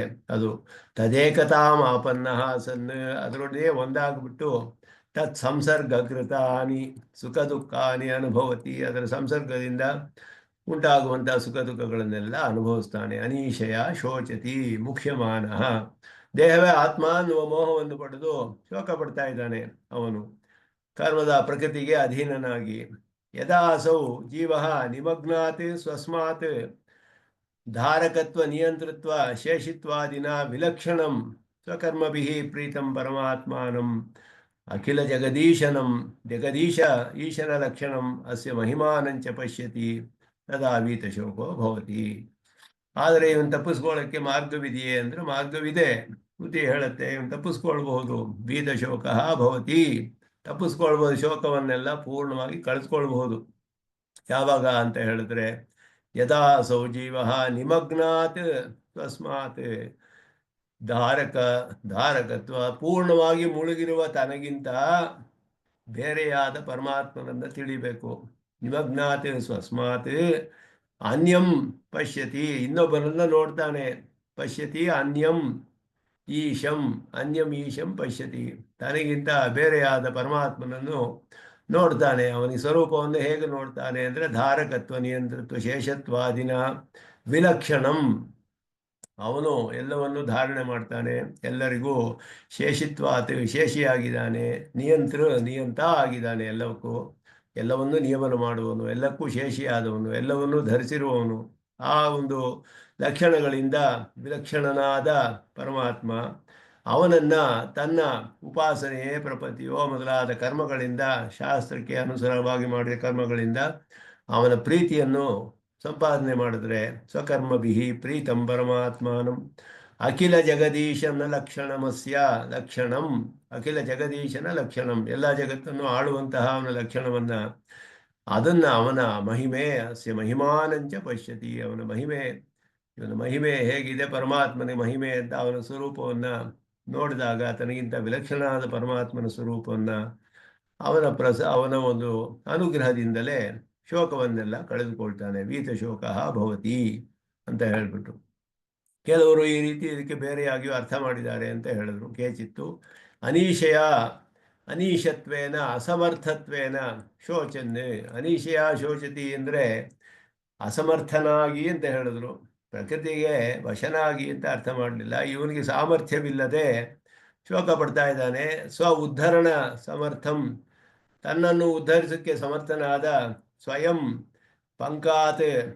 ಪಂಕಾದವು ಅನಿಮಗ್ನಂ, ತಾನು ಪಂಕಗಳಲ್ಲಿ ಕೆಸರಲ್ಲಿ ಅವನು ಮುಳುಗದೇ ಇರೋವನು, ಇವನು ನಿಮಗ್ನನಾಗಿದ್ದಾನೆ, ಅವನು ನಿಮಗ್ನನಾಗಿಲ್ಲದೆ ಇರುವಂತಹ ಸ್ವಸ್ಮಿನ್ ಪ್ರೀತಿಮಂತಂ, ಅವನಲ್ಲಿ ಬಹಳ ಪ್ರೀತಿಯನ್ನು ಹೊಂದಿರುವಂತಹ ತನ್ನಲ್ಲಿ ತದುದ್ಧರಣ ಸಾಮರ್ಥ್ಯ ಲಕ್ಷಣ ಮಹಿಮಾನಂಚ ದೃಷ್ಟ್ವಾ ವೀತಶೋಕೋ ಭವತಿ, ಇವನು ಉದ್ಧಾರ ಮಾಡೋಕ್ಕೆ ಸಮರ್ಥನಾದ ಪರಮಾತ್ಮ ಇದ್ದಾನೆ. ಅವನು ನನ್ನಂತೆ ಕೆಸರಿನಲ್ಲಿ ಮುಳುಗಿಲ್ಲ, ನಾನು ಮುಳುಗಿದ್ದೀನಿ, ನನಗೆ ಸಾಮರ್ಥ್ಯವಿಲ್ಲ ಇವನು ಉದ್ಧಾರ ಮಾಡ್ಕೊಳ್ಳೋಕ್ಕೆ, ಅವನಿಗೆ ಆ ಸಾಮರ್ಥ್ಯವಿದೆ ಅಂತ ತಿಳ್ಕೊಂಡು ಕೂಡ ಮಾಡ್ತಾರೆ. ತತ್ಸಮಾಧಿ ಹತ್ರ ಅನುಸಂಧೇಯ, ಅದು ಕೂಡ ಮಾಡ್ಬೋದು, ಇಲ್ಲಿ ಅನುಸಂಧಾನ ಮಾಡ್ಬೋದು ಅಂತ ಹೇಳ್ತಾರೆ. ಆ ರೀತಿಯೂ ಅರ್ಥ ಮಾಡ್ಬೋದು, ಏನು ವಿರೋಧವಿಲ್ಲ. ಅನೀಶಯ ಪ್ರಕೃತಿಯ ಇತಿ ಭಾಷ್ಯಂ ಅಪಿ ಅರ್ಥತೋ ವ್ಯಾಖ್ಯಾನ ಪರಂ, ಅನೀಶಯ ಪ್ರಕೃತಿಯ ಅಂತ ಮಾಡಿರೋದು ಅದಕ್ಕೆ ಅರ್ಥಕ್ಕೆ ಅನುಗುಣವಾಗಿ ಭಾಷ್ಯದಲ್ಲಿ ಹೇಳಲ್ಪಟ್ಟಿದೆ ಎಂದು. ನತು ಅನೀಶ ಶಬ್ದಾರ್ಥತೆಯ ಇತಿ ವದಂತಿ ಅಂತ ಅವ್ರು ಹೇಳೋದು. ಅನೀಶಯ ಪ್ರಕೃತಿಯ ಅಂತ ಹೇಳಿರುವಾಗ ಅರ್ಥತಃ ವ್ಯಾಖ್ಯಾನ ಮಾಡಿದ್ದಾರೆ. ಅನೀಶಯ ಅಂತ ಪ್ರಕೃತಿಯ ಅಂದರೆ ಸ್ವಾಭಾವಿಕವಾಗಿ ಸಾಮರ್ಥ್ಯವಿಲ್ಲದೆ ಅಂತ ಹೇಳಿಬಿಟ್ಟು, ಅನೀಶ ಶಬ್ದಾರ್ಥತೆಯ ಅಂತ ಹೇಳಿದ್ರೆ ಇವನು ಈಶನಲ್ಲ, ವಶನಾಗಿದ್ದಾನೆ ಪ್ರಕೃತಿಗೆ ಅಂತ ಅರ್ಥ ಮಾಡಲಿಲ್ಲ ಭಾಷೆಕಾರರು. ಇದಕ್ಕೆ ಅಸಮರ್ಥನಾಗಿ ತಾನು ಸ್ವತಃ ಉದ್ಧಾರ ಮಾಡ್ಕೊಳ್ಳೋಕ್ಕೆ ಸಾಮರ್ಥ್ಯವಿಲ್ಲ ಅಂತ ತಿಳಿತಾನೆ ಅಂತ ಕೆಲವರು ಅರ್ಥ ಮಾಡ್ತಾರೆ, ಹಾಗೆಯೂ ಅರ್ಥ ಮಾಡ್ತಾರೆ ಅಂತ ಹೇಳಿದ್ರು. ಅಂದರೆ ಅದರಲ್ಲೇನು ಹೆಚ್ಚು ವಿರೋಧವಿಲ್ಲ. ಆದರೆ ಇವರು ರಂಗರಾಮಾನುಜರು ಹೇಳೋದು ತಮ್ಮ ಸಿದ್ಧಾಂತವನ್ನು ಮೊದಲು ಹೇಳಿಬಿಟ್ಟು ತಮ್ಮ ಅಭಿಪ್ರಾಯವನ್ನು ಈ ರೀತಿಯೂ ಕೆಲವರು ಅರ್ಥ ಮಾಡಿದ್ದಾರೆ. ಅದು ವಿರೋಧವಿದ್ದಿದ್ದರೆ ವಿರೋಧ ಇದೆ ಅಂತ ಹೇಳಿರೋರು ವಿರೋಧವಿಲ್ಲ ಅನ್ನೋ ತಿಳಿಯುತ್ತೆ, ಹಾಗೆಯೂ ಬೇಕಾದರೆ ಅರ್ಥ ಮಾಡ್ಕೊಳ್ಬೋದು ಅನ್ನೋದರಲ್ಲಿ ಅದು ಅವರ ಅಭಿಪ್ರಾಯ ಅಂತ ತಿಳಿಯುತ್ತೆ. ಅಂದರೆ ಇಲ್ಲಿ ಪರಮಾತ್ಮನ ಇಲ್ಲಿ ಪ್ರಧಾನವಾಗಿ ಹೇಳಲ್ಪಟ್ಟಿದ್ದು ಎಲ್ಲ ಪರಮಾತ್ಮನು ಸ್ವರೂಪವೇ ಇಲ್ಲಿ ಹೇಳ್ತಿಪಟ್ಟಿರೋದು. ಅದನ್ನ ಸ್ವತಂತ್ರವಾಗಿ ಪ್ರಕೃತಿ ಜಗತ್ಕಾರಣವಲ್ಲ, ಪರಮಾತ್ಮನನ್ನು ಆತ್ಮನಾಗಿ ಉಳ್ಳ ಬ್ರಹ್ಮಾತ್ಮಕವಾದ ಪ್ರಕೃತಿಯೇ ಅನ್ನೋದು ಒಂದು ಪ್ರಧಾನವಾದದ್ದು. ಮುಂದೆ ಪರಮಾತ್ಮನ ಸ್ವರೂಪವೇ ಬೇರೆ ಬೇರೆ ರೀತಿಯಲ್ಲಿ ಇಲ್ಲಿ ಹೇಳಲ್ಪಡುತ್ತೆ. ಅದನ್ನು ಮುಂದುವರಿಸೋಣ ಮುಂದೆ ಅಂತ ಹೇಳಿದ್ದಾರೆ. ನಮಸ್ಕಾರ, ನಾನು ತಿಳಿಸ್ಕೊಳ್ತೇನೆ. ಓಂ ಪೂರ್ಣಮದ ಪೂರ್ಣಮಿದಂ ಪೂರ್ಣಾತ್ ಪೂರ್ಣಮುದಚ್ಯತೆ ಪೂರ್ಣಸ್ಯ ಪೂರ್ಣಮಾದಾಯ ಪೂರ್ಣಮೇವಾವಶಿಷ್ಯತೆ. ಓಂ ಶಾಂತಿ ಶಾಂತಿ ಶಾಂತಿ. ರಾಮಾನುಜಾಯ ನಮಃ.